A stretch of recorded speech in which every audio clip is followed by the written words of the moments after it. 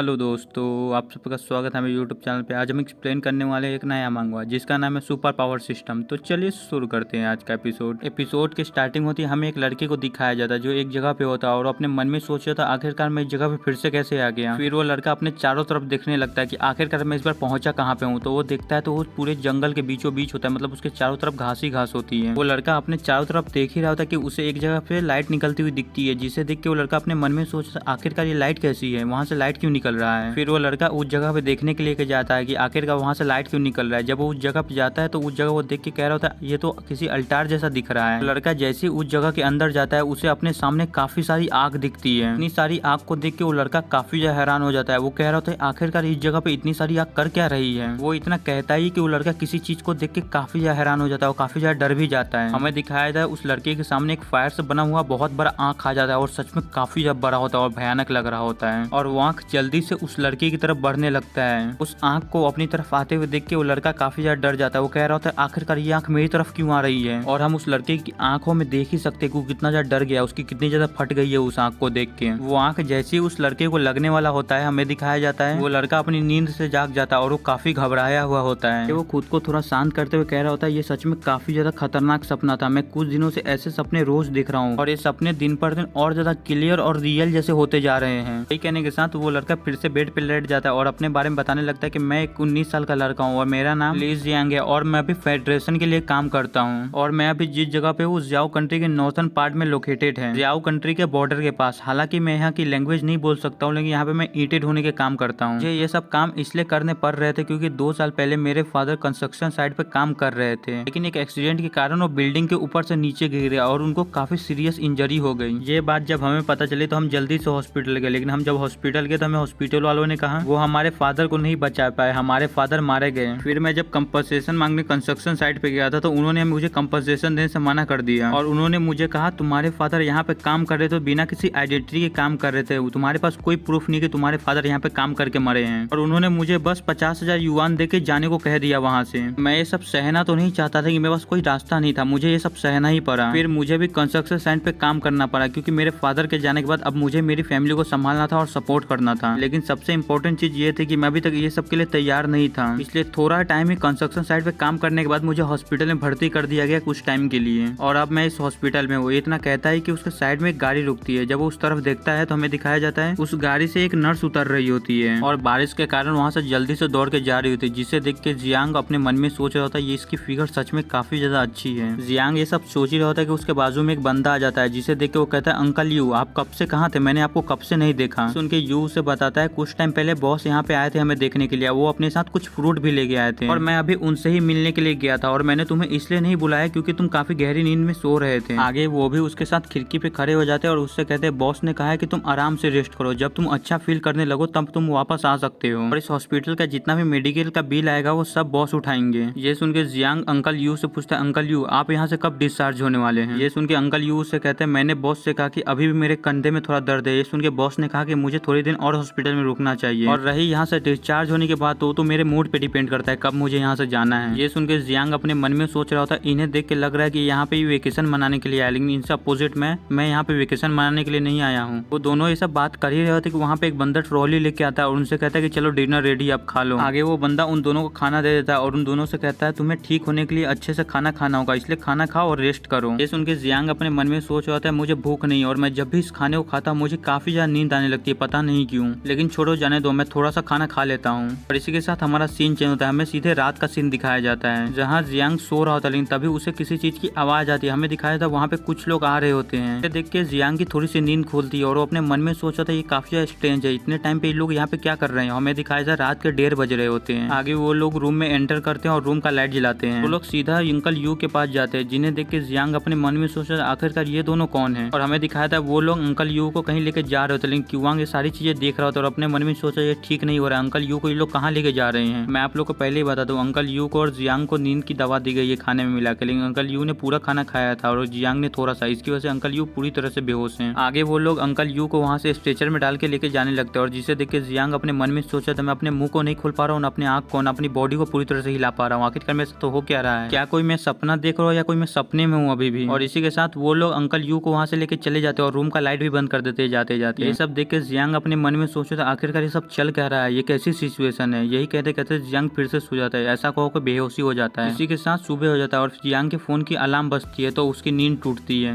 और उठते ही कह रहा होता है आखिरकार मेरा सर इतना ज्यादा दर्द क्यों कर रहा है। लेकिन तभी वो थोड़ा होश में आता है, तभी उसे रात वाली बात याद आती है। वो जल्दी से अंकल यू के बेड की तरफ मुड़ के देखता है तो अंकल यू वहाँ पे नहीं होते हैं। ये देखने के बाद वो अपने मन में सोच रहा होता है जो मैंने लास्ट नाइट देखा था वो कोई सपना था या सच था, लेकिन चाहे जो भी हो पहले मुझे अंकल यू को ढूंढना पड़ेगा। यही कहने के साथ वो बेड से उठ के जल्दी से अंकल यू को ढूंढने के लिए जाने लगता है। इसी दरवाजा खोल के बाहर आता है, उसके सामने एक नर्स होती है। उसे देख के जियांग उस नर्स से पूछता है क्या तुम मुझे बता सकते हो कि मेरे बेड के बाजू में जो पेशेंट था वो कहाँ गया। ये सुन के वो नर्स बताती तुम्हारे बेड के बाजू वाला पेशेंट वो तो सुबह सुबह ही डिस्चार्ज हो गया। ये सुन के जियांग हैरान हो जाता है। वो अपने मन में सोच रहा था मैंने कल ही तो उनसे पूछा था कि कब डिस्चार्ज होने लगे, उन्होंने मुझसे कहा था कि उनके मूड पे डिपेंड करता है, तो उनका अचानक कैसे मूड चेंज हो गया, वो भी आधी रात में डिस्चार्ज हुए, ये कुछ समझ में नहीं आ रहा है मुझे। जियांग ये सब सोचे जाते उसके बाजू से दो लोग एक पेशेंट को लेके जा रहे होते हैं और उस पेशेंट को देख के जियांग अपने मन में सोचता इसे देख के लग नहीं रहा है कि कोई अच्छा इंसान है और इसके बॉडी पे जो घाव है वो गन शॉट के घाव लग रहे हैं और इस बंदे को इस हॉस्पिटल में ले आया गया, लेकिन अभी तक कोई पुलिस यहाँ पे नहीं है, इसका क्या मतलब है। जियांग ये सब सोच रहे तो वहाँ पे एक गार्ड आ जाता है जो जियांग से कहता है तुम यहाँ पे क्या कर रहे हो, तुम अपने रूम में वापस जाओ। ये सुन के जियांग कहता है ठीक है मैं अपने रूम में वापस जा रहा हूँ। यही कहने के साथ जियांग अपने रूम में वापस जाने लगता है, लेकिन वो जाते जाते एक काम करने वाले आदमी के हाथ में एक टैटू देखता है जो सच में काफी ज्यादा खतरनाक लग रहा होता है। वो टैटू वो देख के जियांग जल्दी से अपने रूम में आ जाता है, अपने रूम का दरवाजा बंद करते हुए अपने मन में सोच रहा था व्हाट द हेल, ये हॉस्पिटल तो पूरे गैंगस्टर से भरा हुआ है, मुझे जल्दी बॉस को कॉल करके कहना होगा कि मुझे यहाँ से लेके चले जाएं। यही कहने के साथ जियांग बॉस को कॉल करता है। बॉस कॉल उठाते कहता है हेलो जियांग क्या बात है, तुमने मुझे कुछ ज्यादा ही जल्दी कॉल कर लिया। ये सुन के जियांग कहता है हाँ बॉस मुझे आपसे कुछ पूछना था, अंकल यू इस हॉस्पिटल से डिस्चार्ज हो गए, क्या वो कंस्ट्रक्शन साइट पे वापस आ गए हैं। ये सुन के उसका बॉस कहता है हाँ उसने मुझे सुबह ही कॉल किया था कि वो ठीक हो गया है, वो वापस आना चाहता है। ये सुन के जियांग कहता है बॉस मैं भी ठीक हो गया हूँ, क्या मैं भी काम पे वापस आ सकता हूँ। फिर जियांग का बॉस कहता है अभी तो तुम्हें हॉस्पिटल के कुछ ही टाइम हुआ है, थोड़ा और रेस्ट करो, अपने आप को और थोड़ा टाइम दो, अपने आप को पूरी तरह से रिकवर होने दो, फिर तुम वापस आ जाना। ये सुन के जियांग कहता है आपको पता है ना बॉस मैं भी जवान हूँ, मुझे रिकवर होने जो टाइम नहीं लगता है और मेरी फैमिली भी है जिससे मुझे सपोर्ट करना है, इसलिए मैं ज्यादा दिन तक हॉस्पिटल में रह नहीं सकता, मुझे वापस आना है। ये सुन के जियांग का बॉस कहता है ठीक है जियांग अगर तुम वापस आना ही चाहते हो तो मैं कल सुबह तुम्हें पिकअप करने के लिए आ जाऊंगा। ये सुन के जियांग कहता है थैंक यू बॉस और मुझे माफ कीजिएगा आपको इतना ज्यादा ट्रबल करने के लिए, चलिए कल सुबह मिलते हैं हम। और इसी के साथ जियांग का बॉस फोन को रख देता है। आगे वो फिर फोन उठाता है और किसी को कॉल करने लगता है। कॉल करने के बाद वो किसी से कहता है मिस्टर हमें हमारे प्लान को चेंज करना होगा, हमें हमारे प्लान को जल्दी खत्म करना होगा। तब जियांग अपने मन में सोच रहा होता है कि मैंने भले ही बॉस को फोन कर दिया और कल मैं डिस्चार्ज होने वाला हूँ, मुझे अभी भी बहुत ज्यादा टेंशन हो रहा है क्योंकि मुझे नहीं पता कल रात को जो मैंने देखा वो मेरा सपना था या हकीकत था, लेकिन चाहे जो भी हो मुझे अब सावधान रहना होगा। लेकिन मुझे एक चीज समझ नहीं आ रहा है, मैं हर रात को इतनी गहरी नींद में कैसे सो जाता हूँ जैसे मेरी बॉडी पे मेरा कंट्रोल ही ना हो, मेरा माइंड मेरे कंट्रोल में ही ना हो। वो इतना कहता ही है कि तभी उसे कुछ समझ में आता है। वो कहता है 1 मिनट में, जो हर रात को इतनी गहरी नींद तभी आती है जब मैं इस हॉस्पिटल का खाना खाता हूँ और मैं कोई काम भी नहीं करता हूँ जिसकी वजह से मुझे थकान की वजह से नींद आए। क्या मुझे खाने में मिला कर रख दिया जा रहा है? मुझे आज रात को ये चीज चेक करनी होगी, क्या मैं जो सोच रहा हूँ वो सच है? जियांग इतना सोचते ही हमें दिखाया था, फिर टकला बंदा आ जाता है और जियांग से कहता है चलो डिनर रेडी हो गया है। ये सुन के जियांग उस खाने को देखते हुए अपने मन में सोच रहा होता है आज मैं किसी भी हालत में इस खाने को नहीं खाने वाला हूँ, मैं आज पता लगा के रहूंगा कि अंकल यू के साथ क्या हुआ और इस हॉस्पिटल में चल क्या रहा है आखिरकार। यही कहने के साथ जियांग उस टकले बंदे से खाना ले लेता है और उस टकले बंदे को दिखाने के लिए खाना खा रहा होता है, लेकिन उस टकले बंदे के जाते ही जियांग जल्दी से एक थैली को निकालता है और उसमें सारा खाना उगल देता है। तो सारे उगले हुए खाने को एक जगह छुपाते हुए कह रहा था मुझे अंकल यू का थैंक यू कहना चाहिए कि वो इस फ्रूट बैग को लेके आए थे। अब मैं इस फ्रूट बैग को यहाँ छुपा देता हूँ ताकि कोई भी इसे ढूंढ ना पाए। और इसी के साथ हमारा सीन चेंज होता है, हमें सीधे रात का सीन दिखाया जाता है जहाँ जियांग अपने कमरे में लेटा हुआ होता है और अपने मन में सोच रहा होता है उस खाने में कुछ न कुछ गड़बड़ था क्योंकि आज मैंने उस खाने को नहीं खाया तो मुझे बिल्कुल भी नींद नहीं आ रही है, वरना इस टाइम तक मुझे रोज काफी ज्यादा नींद आने लगती है और मैं काफी गहरी नींद में सो जाता हूँ। जियांग ये सब सोच ही रहा है तभी उसे किसी के कदमों की आवाज आती है। ये सुन के जियांग कहता है पक्का वो लोग फिर से आ रहे हैं। जियांग कितना कहते ही हमें दिखाया था जियांग के कमरे में कुछ लोग एंटर कर रहे होते हैं। वो एंटर करने के बाद सीधे जियांग के बेड के पास जाता है और उसे देखते हुए कह रहे होते लगता है कि ये काफी ज्यादा गहरी नींद में सो गया है। यही कहने के साथ वो दोनों लोग जियांग को उठा लेते हैं। ये देख के जियांग अपने मन में सोचता है आखिरकार ये लोग मुझे उठा के लेके जा कहाँ रहे हैं। फिर वो दोनों लोग जियांग को उठा के स्ट्रेचर पे डाल लेते हैं और उसे वहाँ से लेके जाने लगते हैं और जियांग उन लोग को देखते अपने मन में सोच रहा था ये लोग मुझे काफी ज्यादा फेमिलियर लग रहे हैं। हाँ मुझे याद आ गया, ये तो वही लोग है जो कल रात अंकल यू को उठा के लेके गए थे। और इसी के साथ हमें दिखाया था वो लोग जियांग को लिफ्ट के पास लेके आ जाते हैं। फिर उनमें से एक बंदा B1 प्रेस करता है जिसे देख के जियांग अपने मन में सोच रहा था ये तो पार्किंग लॉट का रास्ता है, आखिरकार ये लोग मुझे पार्किंग में क्यों लेके जा रहे हैं, मुझे लगता है यहाँ कुछ ठीक नहीं है, मुझे जल्दी से एक रास्ता फाइंड करना होगा यहाँ से एस्केप करने का। जियांग ये सब सोच रहे होते कि उनमें से एक बंदा नोटिस कर लेता है कि जियांग थोड़ा बहुत हिल रहा है, लेकिन वो बंदा इस चीज को इग्नोर कर देता है। हमें दिखाया था लिफ्ट खोलता है और पार्किंग में वो लोग आ गए होते हैं। आगे वो लोग पार्किंग में आने के बाद जियांग को कहीं लेकर जा रहे होते हैं, जिसे देख के जियांग अपने मन में सोचता आखिरकार पार्किंग में ऐसी जगह कहाँ से आ गई, मैंने आज से पहले ऐसी कोई जगह पार्किंग में कभी नहीं देखी। आगे उन दोनों में से एक बंदा एक दरवाजे के पास जाता है और उस जगह पे एक कार्ड डालता है, जिससे वो दरवाजा खुल जाता है और वो जियांग को उस दरवाजे के अंदर लेके जाने लगते हैं और उसे उस दरवाजे के अंदर लाने के बाद उसे वहीं छोड़ के चले जाते हैं। लेकिन उनके जाने के बाद भी जियांग अपनी स्टेशन से उठता नहीं, उसको लग रहा होता है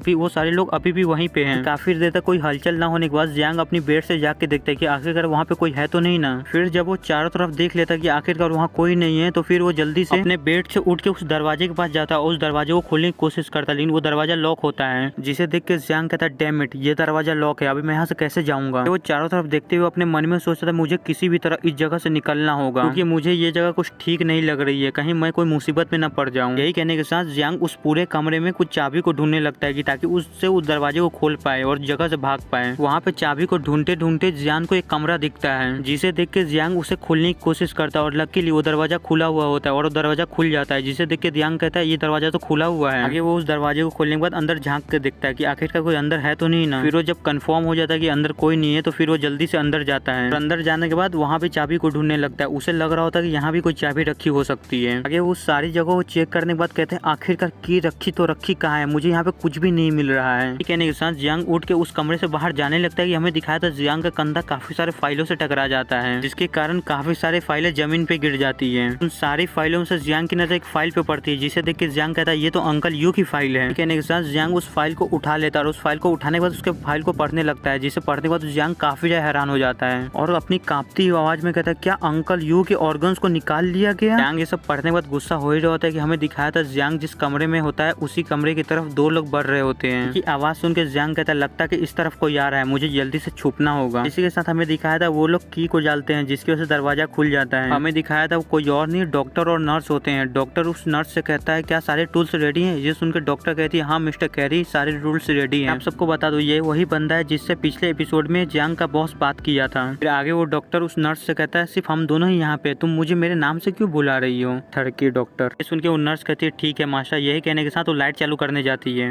लेकिन तभी उसके ऊपर कोई पीछे से अटैक कर देता है, जिसकी आवाज सुन के वो डॉक्टर नर्स से पूछते हैं आखिरकार ये आवाज कैसी थी। इतना कहने के साथ ही जैसे वो डॉक्टर पीछे मुड़ के देखता है हमें दिखाया था जियांग उसके ऊपर एक चेयर से अटैक कर रहा होता है, जिसे देख के वो डॉक्टर काफी ज्यादा घबरा जाता है। लेकिन इतनी तेजी से जियांग उसके ऊपर अटैक करता है कि उसे कुछ करने का मौका ही नहीं मिलता है। फिर हमें कुछ देर बाद का सीन दिखाया जाता है जहाँ जियांग जाके लाइट को चालू करता है। लाइट चालू होने के बाद हमें दिखाया था जियांग ने उस डॉक्टर को और नर्स को मार के बेहोश कर दिया होता है। आगे जियांग एक जगह से कुछ रस्सी टाइप चीज को उठाता है, उसको उठाने के बाद सीधा उस नर्स की तरफ बढ़ने लगता है। आगे उस नर्स की तरफ बढ़ते हुए उस नर्स को देखते हुए अपने मन में सोच रहा था जो मैं कर रहा हूँ क्या मैं ठीक कर रहा हूँ। लेकिन आगे वो खुद को ही समझाते हुए करता नहीं मैंने जो किया वो मैंने खुद को बचाने के लिए किया, इसमें कुछ भी गलत नहीं है। यही कहने के साथ जियांग उस नर्स की तरफ अपना हाथ बढ़ा रहा होता है। तभी जियांग को उस नर्स का ब्लड देके पता नहीं क्या हो जाता है, उसकी आंख पूरी तरह से लाल हो जाती है। आगे वो अपने हाथ में लगे हुए ब्लड को चाटते हुए कह रहा था ये एक वुमन का ब्लड है, सच में कितना ज्यादा टेस्टी है, मुझे पता नहीं क्या हो रहा है लेकिन मुझे ब्लड पीने का मन कर रहा है। लेकिन तभी जियांग अपने आप को एक थप्पड़ मारता है और अपने आप को होश में लाता है। होश में लाने के बाद अपने मन में सोचा आखिरकार मुझे अचानक हो क्या गया था, मुझे अचानक ब्लड पीने का क्यों मन करने लगा था। लेकिन अभी मेरे पास ये सब सोचने का टाइम नहीं है, मुझे जल्दी से ये सब खत्म करके यहाँ से निकलना होगा। यही कहने के साथ जियांग उस नर्स का हाथ बांध रहा होता है। आगे हमें दिखाया था जियांग ने उस डॉक्टर और उस नर्स को बांध दिया होता है और उसके पास से उनकी दोनों की भी ले ली होती है और गाड़ी की चाबी भी ले ली होती है। और यही कहने के साथ जियांग उस डॉक्टर को देखते हुए अपने मन में सोच रहा अब टाइम है इस डॉक्टर को जगाने का और इससे कुछ सवाल पूछने का। यही कहने के साथ जियांग उस डॉक्टर के मुंह पे पानी मारता है। जियांग जैसे उस डॉक्टर के मुंह पे पानी मारता है वो डॉक्टर होश में आ जाता है और होश में आने के बाद चिल्लाने लगता है आखिरकार तुम बास्टर्ड कर क्या रहे हो, मुझे यहाँ से जाने दो। ये सुन के जियांग कहता है पहले तुम अपनी हालत देखो, तुम किस सिचुएशन में पहले वो देखो फिर इतना चिल्लाओ। मैं तुमसे जो पूछने वाला उसका चुपचाप मुझे जवाब देना। यही कहने के साथ जियांग अंकल यू का फोटो उस डॉक्टर को दिखाता है। उस डॉक्टर से कहता है आखिरकार यहाँ चल क्या रहा है, मुझे पहले एक्सप्लेन करो, मुझे बताओ अंकल यू के साथ क्या हुआ। उस फोटो को देखने के बाद वो डॉक्टर काफी ज्यादा घबराते हुए कहता है मैं इस आदमी को नहीं जानता हूँ। सुनते ही जियांग उस डॉक्टर के कंधे में एक सुई को घुसा देता है। उस डॉक्टर से कहता है मैं तुमसे जितना पूछ रहा हूँ उसका सच सच जवाब दो, वरना तुम सोच भी नहीं सकते मैं तुम्हारे साथ क्या करूंगा। ये सुन के वो डॉक्टर काफी ज्यादा घबरा जाता है। वो घबराते हुए कहता है प्लीज प्लीज मैं तुम्हें बताता हूँ, मैं तुम्हें सब कुछ बताता हूँ, मुझे प्लीज कुछ मत करना।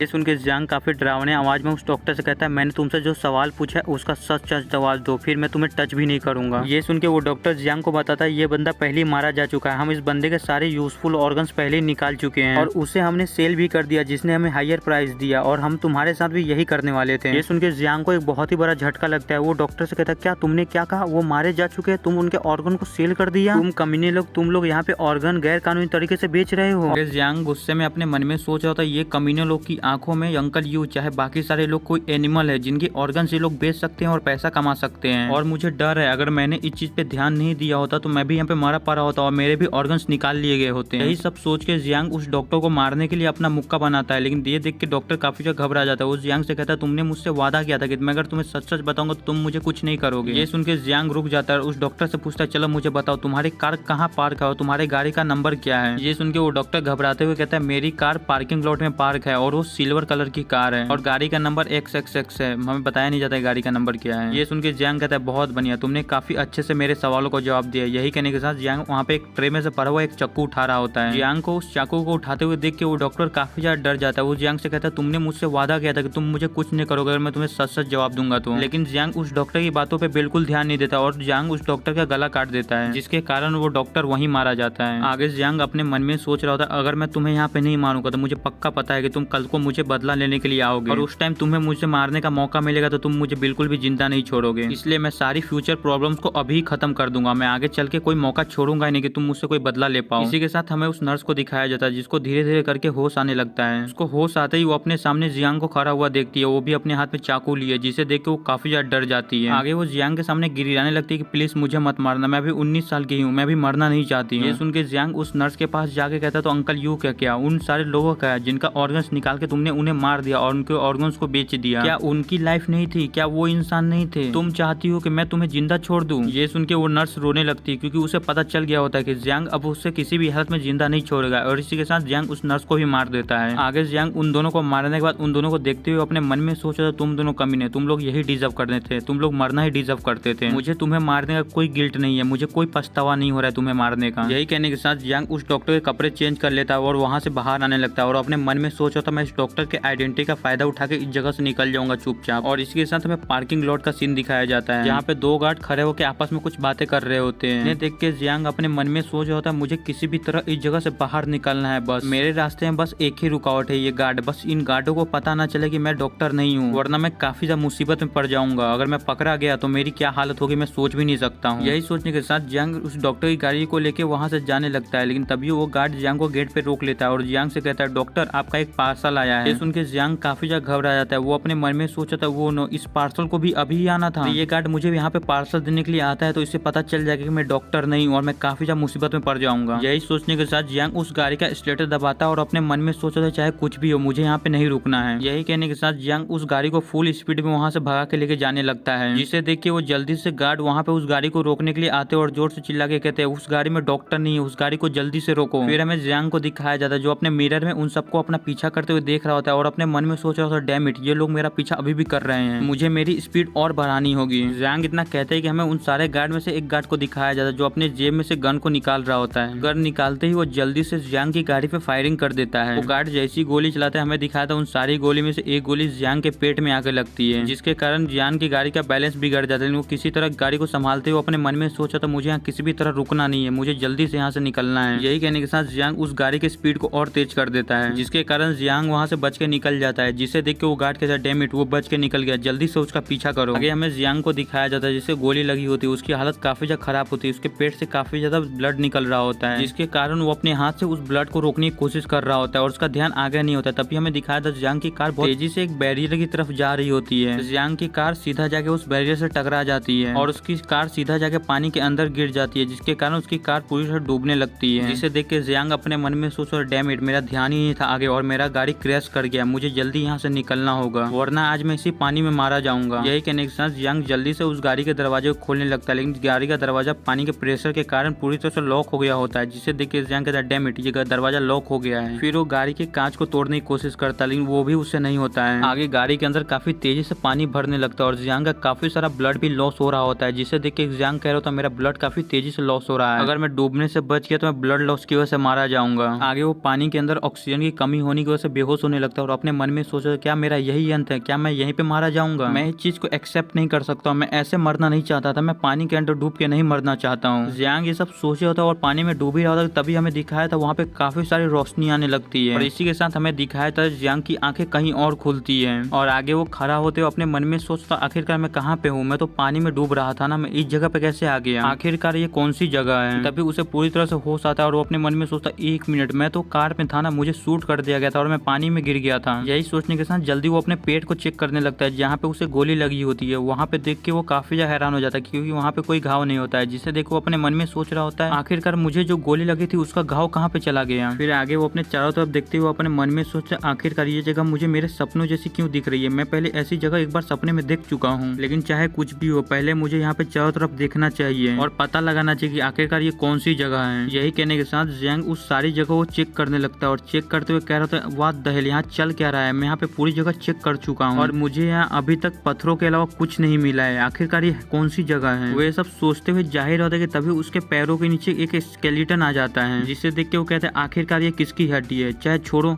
यही कहने के साथ जियांग उस हड्डी को अपने पैरों से किक कर देता है। किक करने के बाद बच्चों की तरफ देखने लगते हैं कि आखिरकार वो हड्डी कितनी दूर तक जा रही है, लेकिन वो हड्डी काफी सारे पत्थरों से टकरा के एक जगह जाती है जहाँ से उसे एक आवाज आती है। इस आवाज को सुन के वो काफी हैरान हो जाता है। वो कहता है क्या यहाँ पे कोई है क्या अभी भी। यही सोचने के साथ वो जल्दी से दौड़ के जहाँ से उसे आवाज आई होती है वहाँ जाने लगता है और वो अपने मन में सोच रहा था मुझे जल्दी से ढूंढना होगा, अगर मुझे यहाँ पे कोई मिल गया तो मेरी काफी ज्यादा मदद हो जाएगी। यही कहने के साथ वो जल्दी से दौड़ दौड़ के उस जगह पे जाने लगता है और जाते हुए कह रहा होता है मुझे पता नहीं क्यों इस जगह से बहुत अजीब सी वाइब आ रही है। यही कहने के साथ जैसे वो उस जगह पे जाता है तो उसके सामने एक बहुत ही बड़ा फूल होता है, जिसे देख के वो काफी हैरान हो जाता है। वो कहता है क्या इतना बड़ा फूल यहाँ पे क्या कर रहा है। आगे जियांग उस फ्लावर को देखते हुए कह रहा होता है क्या मुझे रोने की आवाज इस फ्लावर से आई थी, लेकिन ये पॉसिबल भी कैसे हो सकता है, एक फ्लावर वो भी रो रहा हो। यही कहने के साथ जियांग उस फ्लावर के पास जाने लगता है उसे चेक करने के लिए और जाते हुए कह रहा होता है मुझे चेक करना होगा आखिर ये फ्लावर इतना बड़ा है कैसे। यही कहने के साथ जियांग उस फ्लावर के पास जाके उसके अंदर झांक के जैसे ही देखता है उस फ्लावर के अंदर से दांत और जीभ बाहर आने लगते हैं, जिसे देख के जियांग काफी ज्यादा हैरान हो जाता है। कहते हैं अचानक इस फ्लावर के अंदर से ऐसा कैसे होने लगा। आगे वो फ्लावर अपना बड़ा सा मुंह खोल के जियांग को खाने के लिए आगे बढ़ता है, जिसे देख के जियांग काफी ज्यादा डरते हुए कहता है दूर दूर मुझसे दूर रहना, मेरे करीब मत आना। जियांग इतना कहता ही कि हमें दिखाया था वो फ्लावर अपना एक बड़ा सा मुंह खोल के जियांग की तरफ उसको खाने के लिए आगे बढ़ता है, जिसे देख के जियांग घबराते हुए कहता है हे फ्लावर तुम मुझसे दूर रहना, मेरे करीब मत आना। लेकिन वो फ्लावर जियांग की बात कहाँ सुनने वाला था। वो फ्लावर सीधे जियांग के ऊपर अटैक कर देता, लेकिन जियांग किसी तरह खुद को बचा लेता और उसके हमले को डॉज कर देता है। वो पीछे मुड़ के उस फ्लावर को देखते हुए कह रहा था आखिरकार ये है क्या चीज, चाहे कुछ भी हो मुझे इसके हमले को डॉज करके यहाँ से भागने का कोई रास्ता ढूंढना होगा, मैं वरना मैं यहाँ पे मारा जाऊंगा। जियांग इतना कहता है कि हमें उस फ्लावर को दिखाया जाता है, जो जियांग की बातें शायद समझ जाता है। वो जियांग को चारों तरफ से घेरने लगता है, उस जियांग को भागने का कोई मौका नहीं देना चाहता है। ये देख के जियांग कहता है क्या इस फ्लावर ने मेरी मन की बात पढ़ ली क्या। जियांग इतना कहता है कि हमें दिखाया था वो फ्लावर अपने शार्प टेंटिकल से जियांग के ऊपर अटैक कर देता है, जिसके कारण जियांग काफी ज्यादा जख्मी हो जाता है और उसके मुंह से खून भी आने लगता है। फिर हमें उस फ्लावर का साइज दिखाया जाता है जो सच में काफी ज्यादा बड़ा होता है। उस फ्लावर ने अपने चारों तरफ से जियांग को अपने अंदर घेर लिया होता है। फिर हमें जियांग के पैरों को दिखाया जाता है, जहाँ पे उन फ्लावर के छोटे छोटे रुख जियांग के पैरों को पूरी तरह से जकड़ रहे होते हैं। सिर्फ उसके पैरों को ही नहीं उसके हाथ को और उसकी पूरी बॉडी को जकड़ रहे होते हैं, जिसे देख के जियांग काफी हैरान होता है। कहता है आखिरकार ये क्या चीज है। जियांग इतना कहता है कि हमें जियांग को दिखाया जाता है जो धीरे धीरे करके कमजोर होने लगता है और ये देख के वो अपने मन में सोचता है क्या ये फ्लावर मेरी एनर्जी को खा रहा है, के कारण मैं काफी ज्यादा कमजोर होते जा रहा हूँ, मुझे मेरी बॉडी के अंदर कोई स्ट्रेंथ महसूस ही नहीं हो रही है। मुझे धीरे धीरे ऐसा महसूस होने लगा कि मेरी बॉडी पूरी बेजान होते जा रही है, मैं अपनी बॉडी को हिला नहीं पा रहा हूँ। ये सब सोच ही रहा होता है कि हमें उस फ्लावर को दिखाया जाता है जो धीरे धीरे करके जियांग को अपने अंदर ऑब्जॉर्व करने लगता है। नहीं वो फ्लावर अपना एक बड़ा सा मुंह खोल के जियांग को खाने के लिए आगे बढ़ता है, जिसे देख के जियांग कहता है अब मेरी बॉडी के अंदर इतनी भी स्ट्रेंथ नहीं कि मैं अपनी बॉडी को हिला भी पाऊँ, मुझे नहीं लगता कि मैं इस फ्लावर के इस अटैक को डॉज कर पाऊंगा। जियांग इतना कहता है कि हमें उस फ्लावर को दिखाया जाता है जिसका हमला जियांग के ऊपर सक्सेसफुली लग जाता है और उस जियांग के कंधे पे काट लेता है और काटने के बाद धीरे धीरे करके उसे अपने मुंह के अंदर निगलने लगता है। फिर हमें जियांग को दिखाया जाता है जो जैसे जैसे उस फ्लावर के मुंह के अंदर जा रहा होता है उसको अपनी फैमिली की याद आ रही होती है। उसके आंखों के सामने उससे अपनी मदर और सिस्टर दिख रहे होते हैं। वो अपने मन में सोच रहा था उन्हें देख के मदर और सिस्टर प्लीज मुझे माफ कर देना, मैं तुम लोग के लिए कुछ नहीं कर पाया, ना मैं एक अच्छा बेटा बन पाया ना मैं एक अच्छा भाई बन पाया, प्लीज मदर और सिस्टर मुझे माफ कर देना। और इसी के साथ वो फ्लावर जियांग को अपने मुंह के अंदर पूरी तरह से निगल लेता है। फिर हमें जियांग को उस फ्लावर के मुंह के अंदर दिखाया जाता है जो काफी ज्यादा गुस्से में कहता तुम फ्लावर बास्टर, अगर मैं यहाँ पे मरता हूँ मैं अकेला नहीं मरूंगा, अगर तुम मुझे खाना चाहते हो तो मैं भी तुम्हें खा जाऊंगा, यहाँ पे मैं आज अकेला नहीं होऊंगा जो मारा जाऊंगा, तुम मेरे साथ ही जाओगे। यही कहने के साथ जियांग बहुत ब्रूटली उस फ्लावर को काटने लगता है और खाने लगता है। और इतना ही नहीं वो अपने हाथ से उस फ्लावर को चीरने लगता है और फाड़ने लगता है। फिर वो अपनी पूरी ताकत लगाता है और उस फ्लावर के मुंह को चीरते हुए बाहर आ जाता है। आगे वो अपने मुंह से उस फ्लावर को थूकते हुए कह रहा होता है तुम गंदे फ्लावर कहीं के, तुम्हें क्या लगा था मैं इतना ज्यादा कमजोर हूँ कि मैं इतनी जल्दी मारा जाऊंगा। इसी के साथ हमें उस फ्लावर को भी दिखाया जाता है जिसकी हालत कुछ ज्यादा ठीक नहीं होती क्योंकि जियांग के उसके मुंह को फाड़ के बाहर आने की वजह से उसको काफी ज्यादा डैमेज हुआ होता है। आगे वो फ्लावर और भी काफी ज्यादा गुस्से में जियांग के ऊपर पीछे से अटैक करता है, लेकिन जियांग अपनी जगह से बिल्कुल भी नहीं हिलता है, वो अपनी जगह बिल्कुल शांत खड़ा होता है। जैसे ही वो फ्लावर जियांग के काफी करीब आता है और जियांग को खाने वाला होता है, तभी जियांग कहता है यही मेरा आखिरी चांस है, अब मैं अपना इसी चांस पे अपना सब कुछ दांव पे लगा दूंगा। यही कहने के साथ वो फ्लावर जैसे जियांग के थोड़ा और करीब आता है, जियांग सीधे उसके दिल पे निशाना लगाता है और अपना हाथ सीधे उसके दिल की तरफ ले जाने लगता है। उस फ्लावर की बॉडी को चीरते हुए उसके दिल की तरफ अपना हाथ बढ़ा रहा होता है, जिसमें जियांग को काफी तकलीफ हो रही है। इसलिए कहर होता है अगर मैं यहाँ पे रुक गया तो मैं यहाँ पे मारा जाऊंगा, मुझे यहाँ रुकना नहीं है। इसी के साथ हमें जियांग को दिखाया जाता है जिसकी आंखें पूरी तरह से लाल हो गई होती है और फ्लावर जियांग को खाने ही वाला था, वो जियांग के काफी ज्यादा करीब पहुंच गया होता है। अगर जियांग यहाँ पे 1 सेकंड भी लेट करता तो वो मारा जाएगा, लेकिन उस फ्लावर के खाने से पहले ही जियांग उस फ्लावर के दिल तक पहुंच जाता है और उस फ्लावर के दिल को पकड़ते हुए कह रहा था अब मेरे हाथ में लग गया है ये। जैसे ही उस फ्लावर के दिल को पकड़ता है हमें दिखाया था उस फ्लावर के मुंह से खून आने लगता है और वो काफी ज्यादा दर्द में बेचैन होने लगता है, तड़पने लगता है। लेकिन जियांग बिना कोई टाइम वेस्ट किए जल्दी से उस फ्लावर के दिल को उसकी बॉडी से अलग कर देता है, इसके कारण वो फ्लावर वहीं पे मारा जाता है और वहीं पे गिर जाता है। वो फ्लावर जैसे ही मरता है हमें दिखाया था उस फ्लावर की जितनी भी एनर्जी होती है वो जियांग के शरीर में जाने लगती है धीरे धीरे करके। इसके कारण जियांग के शरीर में काफी एनर्जी फ्लो करने लगती है और वो धीरे धीरे करके काफी ज्यादा पावरफुल बनने लगता है, जिसे फील करते हुए जियांग कर रहा था आखिरकार ये कैसी पावर है, मुझे ऐसा फील हो रहा है जैसे मेरी बॉडी धीरे धीरे करके और भी ज्यादा पावरफुल बनती जा रही है। जियांग इतना कहते हैं कि जियांग के दिमाग में एक आवाज आती है कांग्रेचुलेशन, ने सक्सेसफुली सिस्टम को एक्टिवेट कर लिया है, सिस्टम अभी लोडिंग में, सिस्टम कुछ समय में ही चालू हो जाएगा। इस मैसेज के बाद जियांग को फिर एक और मैसेज आता है कि आपका सिस्टम एक्टिवेट हो गया है। इस आवाज को सुन के जियांग अपने मन में सोच रहे आखिरकार ये कैसी आवाज है जो मेरे दिमाग में बार बार घूम रही है, कैसा सिस्टम एक्टिवेट हो रहा है, मुझे कुछ भी समझ में नहीं आ रहा है। जियांग के इतना कहने के साथ ही हमारा सीन चेंज होता है, हमारा सीन फिर से रियल वर्ल्ड में आता है जहाँ पे हमें दिखाया था जियांग की उसी कार को जो जियांग लेके भागा हुआ होता है उसे पानी से बाहर निकाला जा रहा होता है और वहीं पे हमें उस सेक्रेटरी गार्ड को भी दिखाया जाता है जिसने जियांग को अपनी गन से शूट किया होता है। वो कॉल पे किसी को बता रहा होता है बॉस हमें कार मिल गई और हमने कार को बाहर भी निकाल, लेकिन उसके अंदर कोई डेड बॉडी नहीं है। मुझे लगता है कि वो बिल्कुल भी सर्वाइव नहीं कर पाया होगा क्योंकि मैंने उसे एक गोली भी मारी थी और वो पानी के अंदर भी गिर गया था, इसलिए मुझे नहीं लगता कि वो वहाँ से बच के निकल पाया होगा, सर्वाइव कर पाया होगा। ये सुन के कॉल की दूसरी तरफ वाला बंदा कहता है मुझे उससे कोई फर्क नहीं पड़ता, जब तक तुम्हें उसकी डेड बॉडी नहीं मिल जाती या तुम उसे मरा हुआ देख नहीं लेते हो तब तक उसे देखते रहो, अगर वो जिंदा बच गया तो हम काफी बड़ी मुसीबत में पड़ जाएंगे। और इसी के साथ हमारा सीन चेंज होता है, हमें जियांग को कहीं एक किनारे पे बेहोश पड़ा हुआ दिखाया जाता है। आगे उसको कुछ देर बाद धीरे करके होश आने लगता है, फिर आगे वो खुद को संभालते हुए खड़ा होता है और कह रहा होता है आखिरकार मैं हूँ कहाँ पे, मेरा सर काफी तेज दर्द कर रहा है और मैं कुछ सोच नहीं पा रहा हूँ। यही कहने के साथ वो अपने चारों तरफ देखते हुए कह रहा होता है आखिरकार ये कौन सी जगह है और मैं यहाँ पे कब से बेहोश था। यही कहने के साथ उसको अपनी सारी पिछली मेमोरीज याद आने लगती है, कैसे उसने उस फ्लावर मॉन्स्टर के साथ लड़ाई की थी और उसे मारा था, वो सब याद आने पे वो अपने मन में सोच रहा क्या वो सब मैंने कोई सपना देखा था क्या। यही कहने के साथ वो जल्दी से अपनी बॉडी को चेक करने लगता है कि जहाँ उसे गोली लगी हुई थी उस घाव को वो चेक करने लगता है। फिर वो जब कपड़ा हटा के अपने पेट को देखता है तो वहाँ पे कोई भी घाव नहीं होता। ये देख के वो काफी हैरान हो जाता है, कहता है क्या जो बुलेट की घाव थी मेरी बॉडी पे वो हील हो गई, आखिरकार यहाँ चल क्या रहा है, मुझे बिल्कुल भी कुछ समझ नहीं आ रहा है यहाँ हो क्या रहा है। वो इतना कहता है कि तभी उसे एक आवाज आती है, उसे एक सिस्टम की आवाज आती है, उसके सामने एक सिस्टम का विंडो खुल जाता है जिसे देख के काफी हैरान हो जाता है, कहता है आखिरकार ये क्या चीज है। यही कहने के साथ जियांग उस सिस्टम विंडो की तरफ अपना हाथ बढ़ाता है और उसको देखते हुए कह रहा होता है आखिरकार यहाँ क्या लिखा है, मैं अवेक हो गया हूँ, इसका क्या मतलब है कि मैं अवेक हो गया हूँ। जियांग ये कहता है कि तभी कुछ उसे अजीब सा फील होता है, वो कहता है 1 मिनट अभी क्या था, अभी मुझे क्या फील हुआ था। तभी वो अपने सामने देखता है तो उसके सामने से एक गाड़ी पास हो रही होती है, उस गाड़ी में से एक लड़की जियांग को काफी अजीब सी नजरों से देख रही होती है, जिसे देख के जियांग कहता है आखिरकार ये क्या था, वो लड़की मुझे इस तरह क्यों घूर रही थी, मुझे कुछ अजीब सा फील हो रहा था उसे देख के। मुझे लगता है कि मैं कुछ ज्यादा ही फालतू में सोच रहा हूँ, मुझे ये सब फालतू चीजों को छोड़ के ये सोचना चाहिए मैं हॉस्पिटल से तो भाग आया हूँ लेकिन अब मैं जाऊंगा कहाँ। मुझे लगता है कि मैं हॉस्पिटल से तो भाग आया हूँ लेकिन मैं अभी भी सेफ नहीं हूँ, काफी सारे लोगों का अटेंशन मेरी तरफ है। मुझे लगता है कि मुझे पहले अपने कंस्ट्रक्शन साइड पे जाना चाहिए और अपने बॉस से बात करनी चाहिए, शायद मेरी बॉस मेरी कुछ मदद कर दे। यही कहने के साथ जियांग वहाँ पे लगे हुए एक बोर्ड को देखता है और उसे देखते हुए अपने मन में सोचा था यहाँ से मेरा कंस्ट्रक्शन साइट ज्यादा दूर नहीं है, मुझे यहाँ से पहले जाना चाहिए और अपना पासवर्ड और अपने सामान को वहाँ से ले लेना चाहिए। जियांग के इतना कहने के साथ ही हमारा सीन चेंज होता है, हमें गेलू सिटी कंस्ट्रक्शन साइट का सीन दिखाया जाता है जहाँ पे जियांग आया हुआ होता है और वहाँ पे आने के बाद वो चारों तरफ देखते हुए अपने मन में सोचता था इस टाइम पे यहाँ पे सारे लोग सो गए होते हैं, फिर मुझे एक बार चेक कर लेना चाहिए। फिर वो सामने की तरफ देखते हुए कह रहा था मुझे जहाँ तक याद है यही रास्ता पासपोर्ट ऑफिस तक जाता है जहाँ पे सारे पासपोर्ट रखे हैं सारे लोग के, मुझे वहाँ तक आराम से छुप के जाना होगा बिना किसी की नजरों में आए हुए। यही कहने के साथ वो रेंग के वहाँ से जा रहा होता है। जियांग वहाँ से रेंग के जा ही रहा होता है कि तभी जियांग को उसके बॉस की आवाज आती है, जिससे सुन के जियांग कहता है ये आवाज तो बॉस की है। जब जियांग थोड़ा सा ऊपर उठ के देखता है तो जियांग को दिखाया जाता है उसका बॉस इतनी रात को किसी से बात कर रहा होता है, जिसे देख के जियांग अपने मन में सोच रहा होता है आखिरकार ये बंदा कौन है जिससे बॉस बात कर रहा है। आगे बॉस के आगे वाला बंदा बॉस से कह रहा होता है हमें उस लड़के को फंसाने के लिए हमारे 2 मेंबर को मारना पड़ा और अगर इसमें और टाइम लगता है तो तुम्हें और पैसे देने होंगे। ये सुन के वो बॉस सामने वाले बंदे से से कहता है तुम चिंता मत करो, उसका पासवर्ड अभी भी मेरे पास पड़ा हुआ है और मैं ही जानता हूँ सिर्फ उसका पासवर्ड कहाँ रखा हुआ है इस जगह पे, इसलिए अगर वो जिंदा होगा तो उसे मेरे पास उसका पासवर्ड लेने के लिए आना ही पड़ेगा, और अगर वो अपना पासवर्ड लेने के लिए हमारे पास आया तो हम उसे वहीं खत्म कर देंगे। हमें जियांग को दिखाया जाता है जो खिड़की से बॉस की सारी बातें सुन रहा होता है। ये सब सुनने के बाद जियांग अपने मन में सोचा, क्या मेरा बॉस इनके साथ मिलकर काम कर रहा है? इसका मतलब मेरे फादर के साथ जो एक्सीडेंट हुआ था वो भी कोई एक्सीडेंट नहीं था, इस लोग ने ही वो प्लान किया था और उसे उस हॉस्पिटल में भेजा था, और मेरे फादर किसी इंजरी के कारण नहीं मरे थे, इन लोगों ने ही मेरे फादर के ऑर्गन्स निकाल लिए थे और उसे बेच दिए थे। ये कमीने इतने ज्यादा क्रूअल कैसे हो सकते हैं? जियांग ये सब सोच रहे होते तभी जियांग के पैरों के पास एक बोतल रखी हुई होती है और जियांग का पैर उससे टकरा जाता है, जिसकी वजह से वहाँ पे आवाज हो जाता है। जैसे ही वहाँ पे बोतल गिरने की आवाज आती है हमें उसी सिक्योरिटी गार्ड को दिखाया जाता है जिसने जियांग पे गोली चलाई होती है। वो कहता है 1 मिनट, लगता है कि कोई हमारी बातें सुन रहा है। यही कहने के साथ वो सबको चुप करा देता है। फिर हमें जियांग को दिखाया जाता है जो काफी ज्यादा डर जाता है। वो कहता है डैम इट, मेरे पैरों से आवाज हो गई, अब इन्हें पता चल जाएगा कि यहाँ पे कोई था।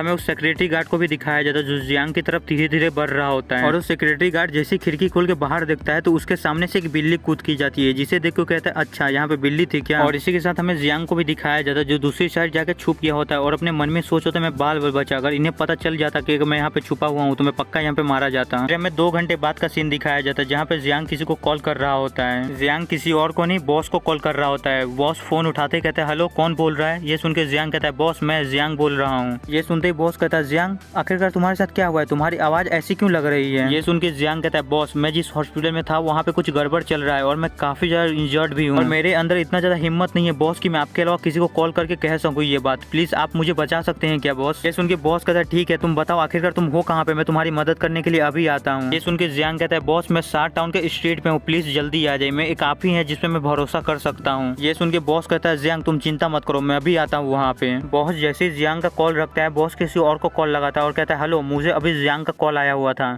उसने मुझे 7 टाउन के स्ट्रीट पे मिलने के लिए बुलाया है, जल्दी से वहाँ तुम सब पहुँचो। मैं भी अपने कंस्ट्रक्शन साइट से निकल गया हूँ, मैं भी थोड़ी देर में वहाँ पे पहुँच रहा हूँ। और इतना कहने के साथ ही बॉस फोन को रख देता है और अपने मन में सोचता था मुझे जल्दी से वहाँ पे पहुँचना होगा। बॉस इतना सोचता है तभी हमें दिखाया था जियांग बॉस के पीछे से निकलता है और बॉस के ऊपर अटैक कर देता है, जिसके कारण बॉस जख्मी होकर जमीन पे गिर जाता है और बहुत ही गुस्से में कहता है कौन है कमीना जिसने मुझ पे अटैक करने की हिम्मत की। लेकिन बॉस जैसे ही पीछे मुड़ के देखता है वो काफी ज्यादा डर जाता है, कहता है तुम यहाँ पे क्या कर रहे हो, तुम तो 7 टाउन के स्ट्रीट पे थे ना। जियांग बॉस की बिना कोई बात सुने बॉस का पैर पकड़ के वहाँ से घसीट के लेके जाने लगता है। ये देख के बॉस कहता है आखिरकार तुम कर क्या रहे हो, तुम मेरे साथ ऐसा क्यों कर रहे हो? ये सुन के जियांग बॉस को बहुत ही गुस्से में कहता है तुम ये बात जल्दी ही जान जाओगे मैं तुम्हारे साथ करने क्या वाला हूँ। यही कहने के साथ जियांग बॉस को गाड़ी में बैठा के एक टनल के पास लेके आता है और उस टनल के पास आके गाड़ी को रोक देता है। गाड़ी रोकने के बाद वो गाड़ी से उतर के पीछे वाली डिक्की की तरफ जाता है और डिक्की ओपन करते हुए देखते कहता है बॉस क्या बात है तुम अभी तक ठीक हो? हमें दिखाया था जियांग ने बॉस को डिक्की में भर के रखा होता है। और बस इतना कहने के साथ जियांग फिर से बॉस के पैरों को पकड़ता है और उसे घसीट के टनल के अंदर ले जाने लगता है। और बॉस को ले जाते हुए अपने मन में सोचता था बॉस तुमने जो मेरे साथ किया है मैं उसका तुम्हें 1000 गुना वापस करूंगा। जियांग ये सब सोचते सोचते अंदर की तरफ जा ही रहा होता है कि तभी उसे अंदर की तरफ से काफी सारी आवाजें आने लगती है। ये सुन के जियांग अपने मन में सोचते आखिरकार ये सब आवाजें कैसी है, क्या इस बंद पड़े टनल में कोई जानवर घुस आया है क्या? जियांग यही सोचने के साथ थोड़ा और टनल के अंदर की तरफ जाता है तो उससे एक जगह कुछ बैठा हुआ दिखता है। ये देख के जियांग उस तरफ लाइट मारता है तो वो देख के कहता है आखिरकार ये क्या चीज है, लेकिन चाहे ये कुछ भी हो मुझे सावधानी के लिए कुछ रख लेना चाहिए अपने पास। यही कहने के साथ जियांग अपने पास में पड़ा हुआ एक पत्थर उठा रहा होता है। हमें दिखाया जाता है वो कोई जानवर नहीं वो एक लड़की होती है जो बैठ के रो रही होती है वहाँ पे। जैसे उस लड़की को जियांग की आवाज आती है वो लड़की जियांग की तरफ मुड़ के देखती है। हमें दिखाया जाता है उस लड़की की आंखें लाल होती है। उस लाल आंखों को देख के जियांग काफी ज्यादा डर जाता है। वो कहता है व्हाट द हेल, ये क्या चीज है, ये किसकी लाल आंखें हैं, क्या ये कोई जानवर है जो यहाँ छुप के बैठा है? अगर ये कोई जानवर है तो मैं एक बार इस पत्थर को फेंक के देखता हूँ, अगर कोई जानवर होगा तो इस पत्थर को देख के डर के भाग जाएगा। यही कहने के साथ जियांग उस पत्थर को उस लड़की की तरफ फेंक देता है। वो पत्थर सीधे जाके उस लड़की के पास गिरता है। ये देख के वो लड़की काफी ज्यादा डर जाती है और जोर से चिल्लाती है आखिरकार ये पत्थर कौन फेंक रहा है, प्लीज मुझे पत्थर मत मारो। ये सुन के जियांग काफी हैरान हो जाता है, कहता है क्या ये कोई जानवर की आवाज नहीं लग रही है, ये तो किसी इंसान की आवाज है।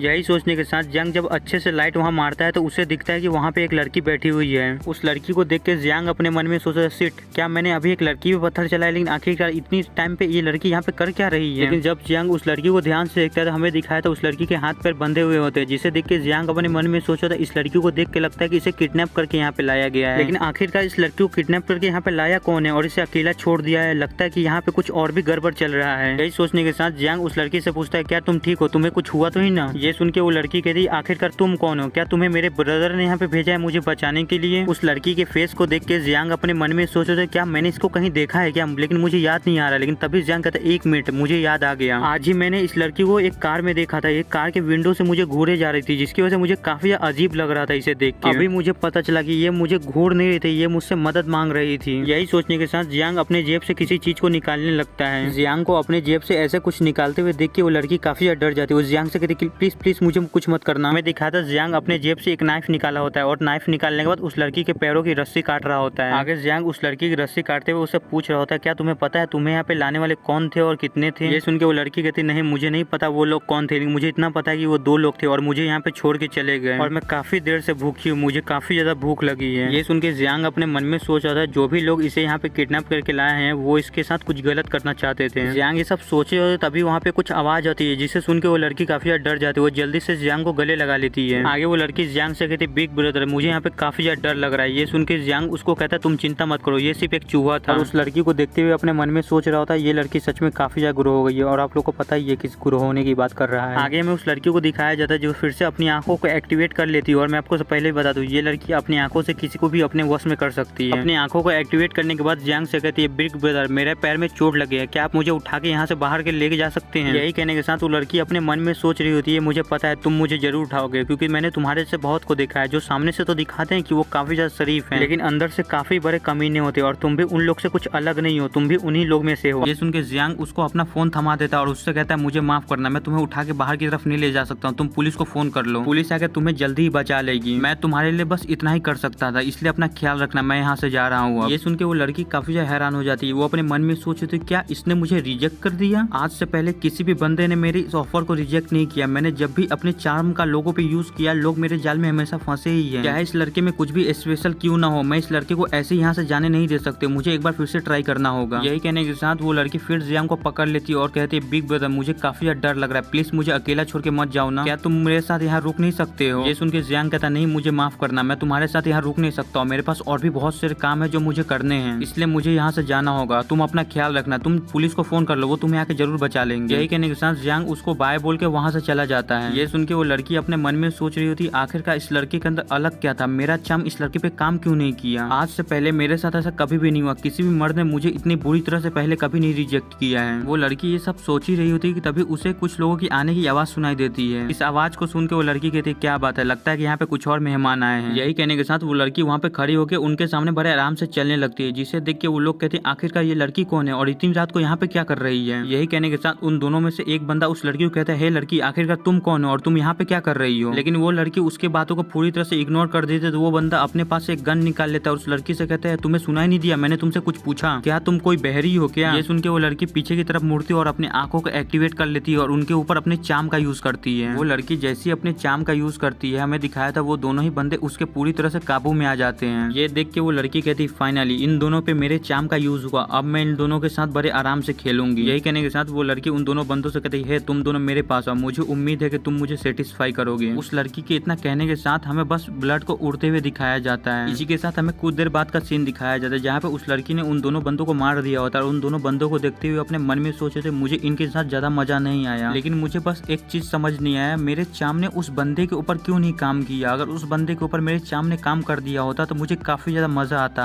और मैं उस लड़के के साथ बड़े ही आराम से खेलती, लेकिन अब चाहे कुछ भी हो मुझे यहाँ से जल्दी से निकलना होगा। यही कहने के साथ वो लड़की एक बंदे को फोन करती है और उससे कहती है हेलो ब्रदर मुझे यहाँ पे लेने के लिए आ जाओ। और इसी के साथ हमारा सीन चलता है, हमें बॉस को दिखाया जाता है जो काफी ज्यादा जख्मी होता है और वो पानी पानी कर रहा होता है, लेकिन तभी जियांग बॉस के ऊपर बाल्टी भर पानी मुंह पे मार देता है और बॉस से कहता है क्या तुम्हारे इतना पानी काफी है। ये सुन के वो बॉस कहता है जियांग तुम मेरे साथ कर क्या रहे हो, तुम मुझ पे अटैक क्यों कर रहे हो, आखिरकार मैंने तुम्हारे साथ गलत ही क्या किया है। ये सुन के जियांग बॉस को काफी ज्यादा गुस्से में कहता है क्या तुमने क्या कहा, तुम्हें नहीं पता तुमने मेरे साथ क्या गलत किया है, ज्यादा इतना शरीफ बनने की एक्टिंग मत करो मेरे सामने, और अभी मैं तुमसे जो सवाल पूछने वाला हूँ उसका सच सच जवाब देना मुझे, वरना तुम्हारी जो अभी हालत है ना मैं उससे भी बुरी हालत तुम्हारी कर दूंगा। ये सुन के बॉस कहता है मुझे नहीं पता तुम क्या बात कर रहे हो, लेकिन तुम जो मेरे साथ कर रहे हो ये क्राइम है, तुम्हें इससे काफी कड़ी सजा मिल सकती है, तुम्हें पता है ना। ये सुन के जियांग को काफी ज्यादा गुस्सा आता है। जियांग बॉस को एक लात मारते हुए कहता है तुम बास्टर्ड कहेंगे, तुम अभी भी मेरे सामने इनोसेंट बनने की एक्टिंग कर रहे हो। हमें दिखाया था जियांग के किक से बॉस का एक दांत भी टूट जाता है। आगे बॉस अपनी हालत देखते हुए कहता है जियांग अब बस रुक जाओ, मैं तुम्हें सब सच सच बताता हूँ, तुम प्लीज मुझे मारना बंद करो। ये सुन के जियांग कहता है चल ठीक है बता, क्या जिस हॉस्पिटल में था उस हॉस्पिटल के साथ तुम मिलकर ऑर्गन सेल करता है। ये सुन के बॉस जियांग को बताता है हाँ मैं उस हॉस्पिटल के साथ मिलकर ऑर्गन सेल करता हूँ, मेरा रिस्पॉन्सिबिलिटी बस इतना ही होता है कि मुझे बस वहाँ पे लोगों को भेजना होता है, और जब मैं वहाँ पे लोगों को भेज देता हूँ और जब वो लोग लोग उनसे ऑर्गन्स निकाल के उन्हें बेचते हैं तो उनमें से थोड़ा कमीशन मुझे भी मिलता है। ये सुन के जियांग को काफी ज्यादा गुस्सा आता है, लेकिन वो अपने गुस्से को कंट्रोल करता है और अपने मन में सोचता है चलो ये मुझे अब सब कुछ बताना चालू कर दिया, अब मैं धीरे धीरे से सब कुछ उगलवा लूंगा। यही सोचने के साथ जियांग बॉस से काफी ज्यादा गुस्से में पूछता है चल मुझे बता जो मेरे फादर के साथ एक्सीडेंट हुआ था क्या वो सच में हुआ था और मेरे फादर क्या सच में एक्सीडेंट के कारण मारे गए थे। ये सुन के बॉस जियांग को बताता नहीं तुम्हारे फादर का जब एक्सीडेंट हुआ था तब वो जिंदा थे, लेकिन उन्हें हॉस्पिटल ले जाते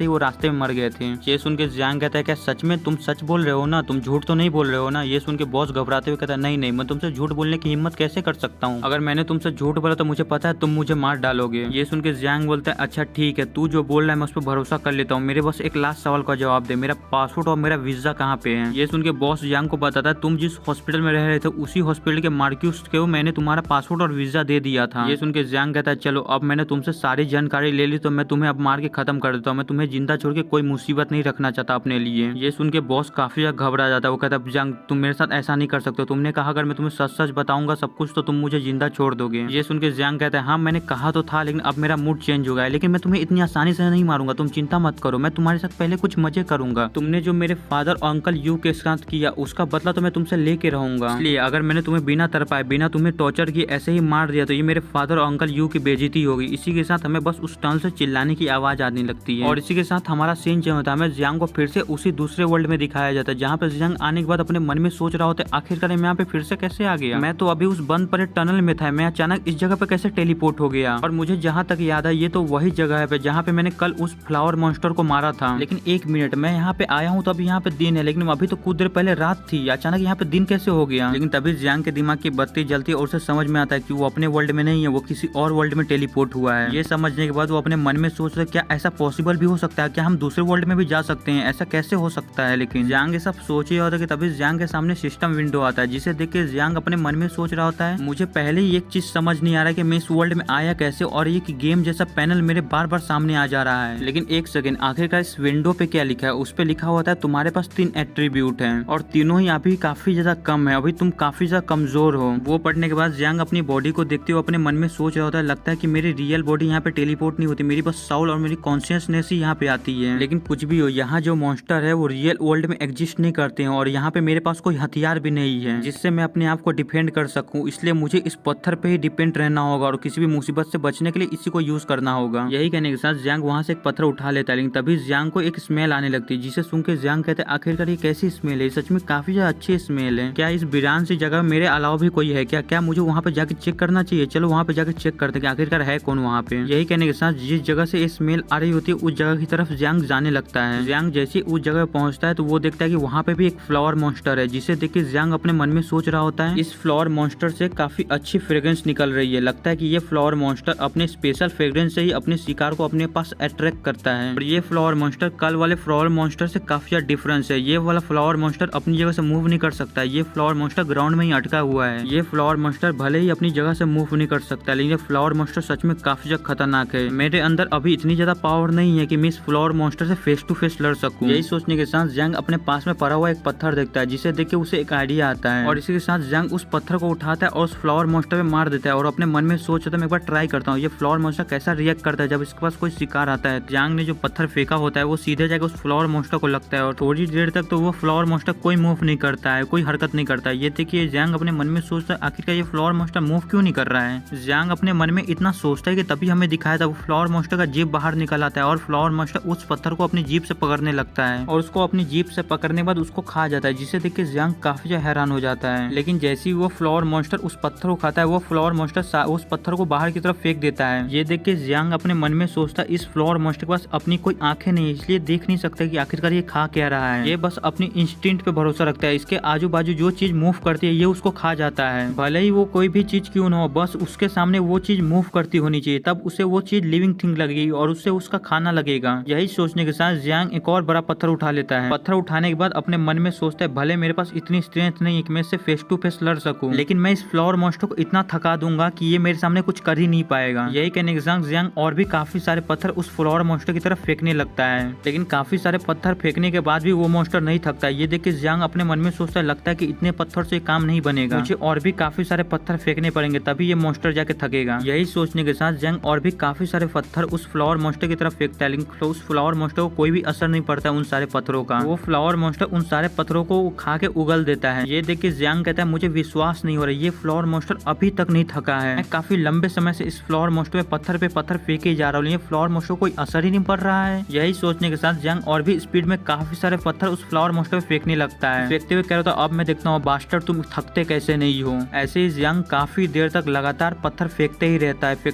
है। उसको पत्थर फेंकते फेंकते कुछ घंटे बीत जाते हैं, उस फ्लावर मॉन्स्टर को कोई भी असर नहीं पड़ रहा होता है। लेकिन कुछ और देर मेहनत करने के बाद फाइनली वो फ्लावर मॉन्स्टर थक जाता है। लेकिन हमें दिखाया था जियांग भी काफी ज्यादा थक गया होता है। वो हाँपते हुए कह रहा होता है इस फ्लावर मॉन्स्टर को थकाने के चक्कर में मैं ही काफी ज्यादा थक गया, मैंने ऑलमोस्ट अपनी स्ट्रेंथ को पूरी तरह से खो दिया। अगर मैं कुछ देर इस चीज को ऐसी कंटिन्यू रखता तो मैं पक्का बेहोश हो जाता। लेकिन इतनी देर की मेहनत मेरे रंग आई, फाइनली ये मॉन्स्टर काफी ज्यादा थक गया है, अब मैं इसको बड़ी आसानी से मार सकता हूँ। यही कहने के साथ जियांग उस फ्लावर मॉन्स्टर की तरफ सामने से ही आगे बढ़ने लगता है और उस फ्लावर मॉन्स्टर के पास पहुंचने के बाद एक बहुत ही बड़ा पत्थर उठाता है और उस फ्लावर मॉन्स्टर पे मारने के लिए तैयार हो जाता है और उस बड़े से पत्थर को उस फ्लावर मॉन्स्टर के मुंह पे दे मारता है और उस फ्लावर मॉन्स्टर से कहता है तुम गंदे से फ्लावर मॉन्स्टर कहीं के अब तुम मरो यहीं पे। और जियांग यही नहीं रुकता है, जियांग उस फ्लावर मॉन्स्टर के ऊपर पत्थर मारने के बाद उस फ्लावर मॉन्स्टर के ऊपर चढ़ जाता है और उसके ऊपर बहुत ही बेरहमी से कूदने लगता है और वो फ्लावर मॉन्स्टर बस दर्द में चिल्ला रहा होता है। उस फ्लावर मॉन्स्टर को इस तरह चिल्लाते हुए देख के जियांग को काफी ज्यादा मजा आ रहा होता है। वो कह रहा होता है तुम फ्लावर मॉन्स्टर कहीं के तुम ऐसे ही चिल्लाओ और चिल्लाओ, मैं तब तक नहीं रुकूंगा जब तक तुम मर नहीं जाते। यही कहने के साथ जियांग काफी देर तक उस फ्लावर मॉन्स्टर पे ऐसे ही कूदता रहता है और जियांग तब तक नहीं रुकता है जब तक वो थक के गिर नहीं जाता है और थक के गिरने बाद कहता है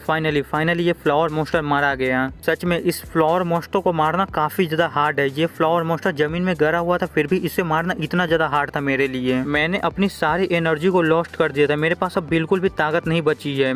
यही कहने के साथ जियांग काफी जोर जोर से हाँफ भी रहा होता है। जियांग वहाँ हाँफ ही रहा होता है कि तभी उस फ्लावर मॉन्स्टर के अंदर से एक ब्लैक कलर की एनर्जी निकलने लगती है। ये देख के जियांग काफी ज्यादा घबरा जाता है और कह रहा होता है यार मैं अभी कुछ ज्यादा जल्दी खुश होने लगा था, अभी तक ये फ्लावर मॉन्स्टर मरा नहीं है। जियांग इतना कहता है कि तभी हमें दिखाया जाता है वो सारी ब्लैक कलर की एनर्जी जियांग के शरीर के अंदर जाने लगती है। ये देख के जियांग काफी ज्यादा हैरान हो जाता है। वो अपने मन में सोचता क्या सारी ब्लैक कलर की एनर्जी मेरे शरीर के अंदर ऑब्जॉर्ब हो रही है। वो इतना सोच ही रहा था कि तभी उसे एक जोरदार झटका लगता है अपनी बॉडी के अंदर। उसे जैसे ही अपनी बॉडी पे झटका लगता है वो अपनी बॉडी को देखने लगता है और कह रहा होता है मेरी बॉडी इंस्टेंटली रिकवर हो गई, मेरी ताकत पूरी तरह से पहले जैसी रिकवर हो गई है, मुझे पूरा पहले जैसा फील हो रहा है। मुझे बस पहले जैसा फील ही नहीं हो रहा है, मुझे ऐसा लग रहा है कि मेरी बॉडी में काफी सारी ताकत आ रही है बहुत ही तेजी से। जियांग इतना कह ही रहा होता है कि तभी उसके सामने उसका स्टेटस विंडो खुल जाता है और उसे बताया जाता है तुम्हारा स्टेटस कुछ % से बढ़ गया है। ये सब देख के जियांग अपने मन में सोचता है क्या इस ब्लैक कलर की एनर्जी के कारण मेरा स्टेटस बढ़ा है। फिर तब वो सारी बातें याद करने लगता है जो उसके साथ पहले हुई होती है। जब उसके पेट में गोली लगी थी तो तब वो पूरी तरह से हील हो गया था, फिर उसकी स्ट्रेंथ अपने आप काफी अनएक्सपेक्टेडली काफी ज्यादा बढ़ गई थी। फिर वो खुश होते हुए कहता है ये सब तो बिल्कुल वीडियो गेम की तरह है जहाँ पे लेवल अप करो और तुम्हें बहुत ज्यादा पावर मिलती रहेगी। अगर ये वीडियो गेम की तरह ही है तो चलो मैं एक बार ट्राई करके देखता हूँ कि मैं कितनी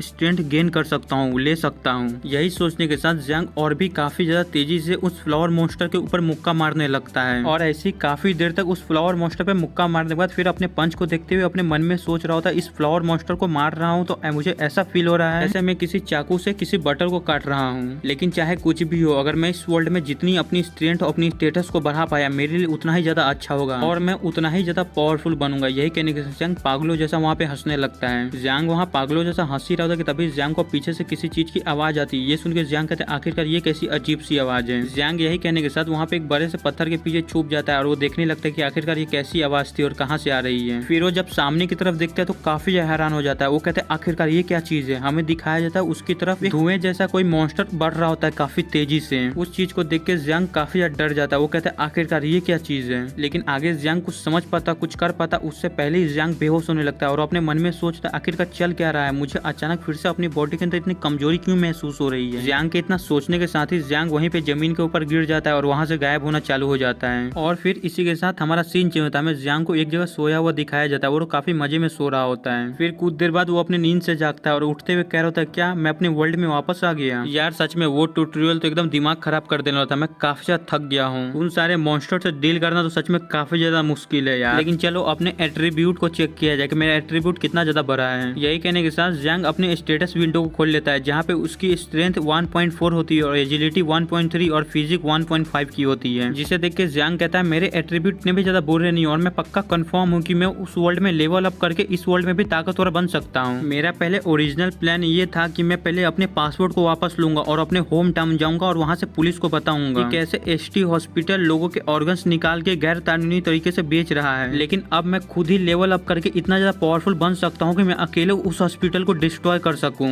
लेकिन अब मेरा प्लान ये है कि मुझे ज्यादा से ज्यादा लेवल अप करके पावरफुल बनना है और उन हॉस्पिटल वालों को एक्सपोज करना है, लोगों के सामने उनकी सच्चाई लानी है। लेकिन ये सब करने से पहले चलो पहले खाना खाया जाए, मुझे काफी ज्यादा भूख लगी है। और जियांग के इतना कहने के साथ ही हमारा सीन चेंज होता है। हमें जियांग को एक रेस्टोरेंट में दिखाया जाता है जहाँ पे जियांग खाना खा रहा था। उसने काफी ज्यादा खाना खा लिया होता है और खाना खाते हुए अपने मन में सोच रहा होता है जैसे जैसे मेरी ताकत बढ़ रही है वैसे वैसे मेरी भूख भी काफी ज्यादा बढ़ रही है, इसलिए मुझे सिर्फ पावरफुल ही नहीं बनना है, मुझे किसी तरह पैसे भी कमाने होंगे। जियांग ये सब सोच रहा होता है कि तभी उसका ध्यान पीछे टीवी की तरफ जाता है जहाँ पे न्यूज बताया जा रहा होता है एसटी हॉस्पिटल से एक क्रिमिनल भाग गया और उसका दिमागी संतुलन हिला हुआ। और ये एसटी हॉस्पिटल वही है जिसमें हमारा मेन कैरेक्टर था। अभी आगे उसमें बताते हैं आप जो स्क्रीन पे फोटो देख रहे हैं यही बंदा है जो उस हॉस्पिटल से भागा है और हॉस्पिटल के ओनर ने कहा है हम पूरी कोशिश कर रहे हैं इस बंदे को पकड़ने की। ये सब सुन के और उस फोटो को देख के जियांग अपने मन में सोच रहा होता है पासपोर्ट पे अगली फोटो होने का भी काफी ज्यादा फायदा होता है। इस फोटो को देख के अगर कोई सामने से मुझे मिल भी गया तो वो मुझे पहचान नहीं पाएगा कि इस फोटो में मैं ही हूँ। लेकिन मुझे कोई पहचान नहीं पाया फिर भी मैं ऐसे लापरवाह नहीं हो सकता हूँ। और अभी तक तो मेरी फैमिली को ये न्यूज मिल भी गई होगी, मुझे किसी तरह अपनी फैमिली को कॉल करके बताना होगा कि मैं ठीक हूँ, सेफ हूँ। इसी के साथ जियांग उस रेस्टोरेंट से बाहर आ जाता है और जाते हुए कह रहा होता है मुझे कुछ दिन के लिए छुप के रहना होगा, इसलिए ये कुछ दिनों के लिए ये खाना और पानी मेरे लिए काफी होगा।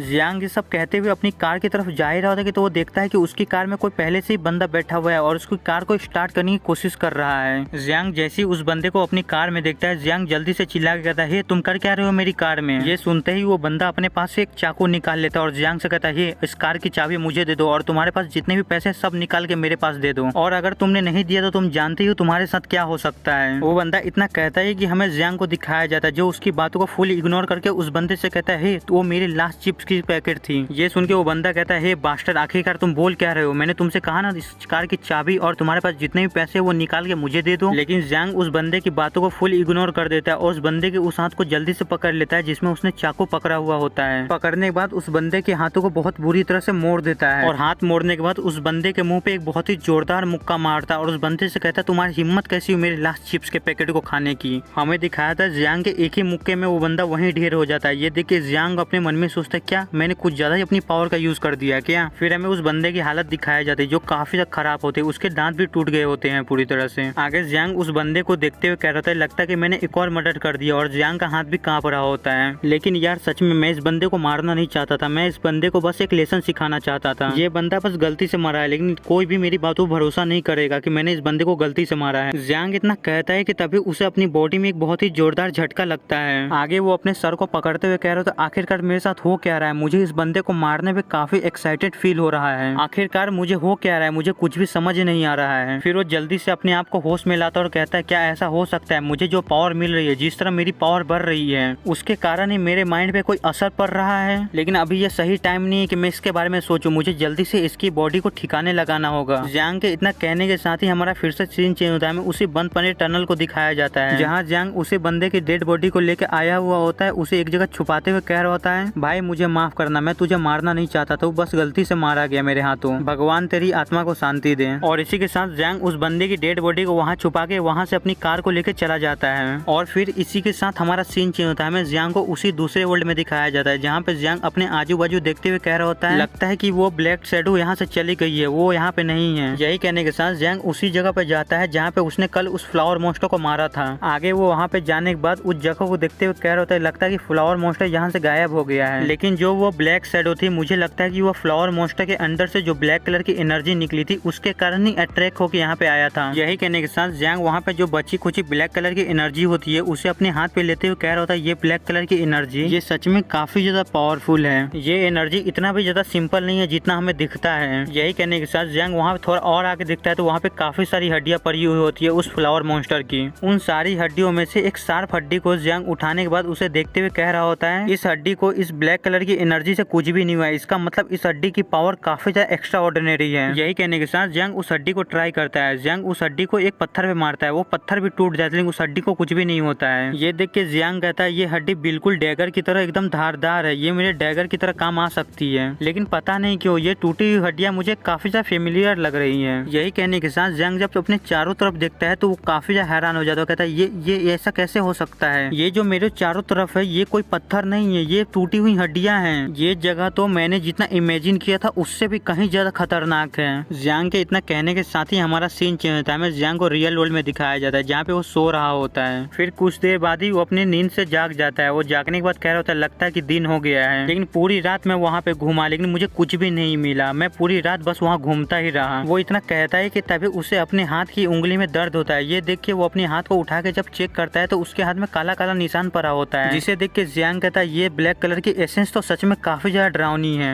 क्या मुझे वो दूसरे वर्ल्ड में जो घाव मिलेगा वो मेरी रियल बॉडी को भी इफेक्ट करेगा क्या? ये सब देख के लगता है कि अब मुझे उस दूसरे वर्ल्ड में भी संभल के रहना होगा। यही कहने के साथ जियांग अपनी उस जगह से उठने लगता है और उठते हुए कह रहा होता है कि ये शहर अब मेरे लिए सुरक्षित नहीं रहा है, मुझे यहाँ से जल्दी से निकलना होगा। और यही कहने के साथ जियांग वहाँ से जाने लगता है और जाते हुए कह रहा होता है मुझे यहाँ से जाते हुए कोई भी सबूत नहीं छोड़ना है, मुझे हर सबूत को मिटा के जाना है यहाँ से। यही कहने के साथ जियांग उस कार को जला देता है और जलाने के बाद वहाँ से जाते हुए कह रहा होता है अब मेरा टारगेट होगा उस हॉस्पिटल का मार्क्यूज। जियांग के इतना कहने के साथ ही हमें एक जंगल का सीन दिखाया जाता है जहाँ पे काफी सारे धमाके हो रहे होते हैं। वहाँ ऐसा लग रहा होता है कि काफी स्पीड से कोई दौड़ रहा है। हमें दिखाया जाता है वो कोई और नहीं जियांग होता है जो अपनी पावर को यूज करके काफी तेजी से दौड़ रहा होता है। और दौड़ते हुए क्या होता है मुझे ऐसा लग रहा है कि मैं फ्लैश बन गया हूँ। मैं आप लोग को पहले ही बता दूं ये जो फ्लैश वाली बात है ये मैंने नहीं कही है, जियांग नहीं कहा है ये बात। और इसी के साथ हमें दिखाया था जियांग काफी देर तक उसी जंगल में ऐसे ही दौड़ता है, लेकिन फिर एक जगह आने के बाद जमीन खत्म हो जाती है। फिर वो एक लंबी सी छलांग मारता है और हवा में खुश होते हुए कह रहा होता है ये जो मेरी पावर बढ़ी है ये सच में काफी ज्यादा इनक्रेडिबल है, मुझे काफी ज्यादा मजा आ रहा है। वो खुश हो ही रहा होता है कि तभी वो अपना बैलेंस खो देता है और वो काफी ज्यादा घबरा जाता है क्योंकि उसके सामने एक बहुत ही बड़ा पेड़ होता है और वो हवा में से गिर के उस पेड़ की तरफ काफी तेजी से बढ़ने लगता है, जिसे देख के वो कहता है लगता है कि मैं आज इस पेड़ से पक्का टकराने ही वाला हूँ और लगता है कि आज मेरी 2-4 हड्डियां तो जरूर टूटेंगी। और जियांग के इतना कहने की देरी होती है, जियांग बहुत ही तेजी से जाके उस पेड़ से टकराता है और टकराने के बाद गुलाटियां खाते हुए नीचे की तरफ गिरने लगता है। और बहुत सारी गुलाटियां खा लेने के बाद नीचे गिरने के बाद वो कहता है मुझे लगता है कि मुझे अपनी बॉडी पे कंट्रोल करना सीखना होगा। ये जो मेरी बॉडी अपग्रेड हुई है, मेरी पावर जो बढ़ी है, इसे मैं कंट्रोल नहीं कर पा रहा, मुझे इसे कंट्रोल करना सीखना होगा और अपनी अपग्रेड हुई बॉडी को अपने से फेमिलियर करना सीखना होगा।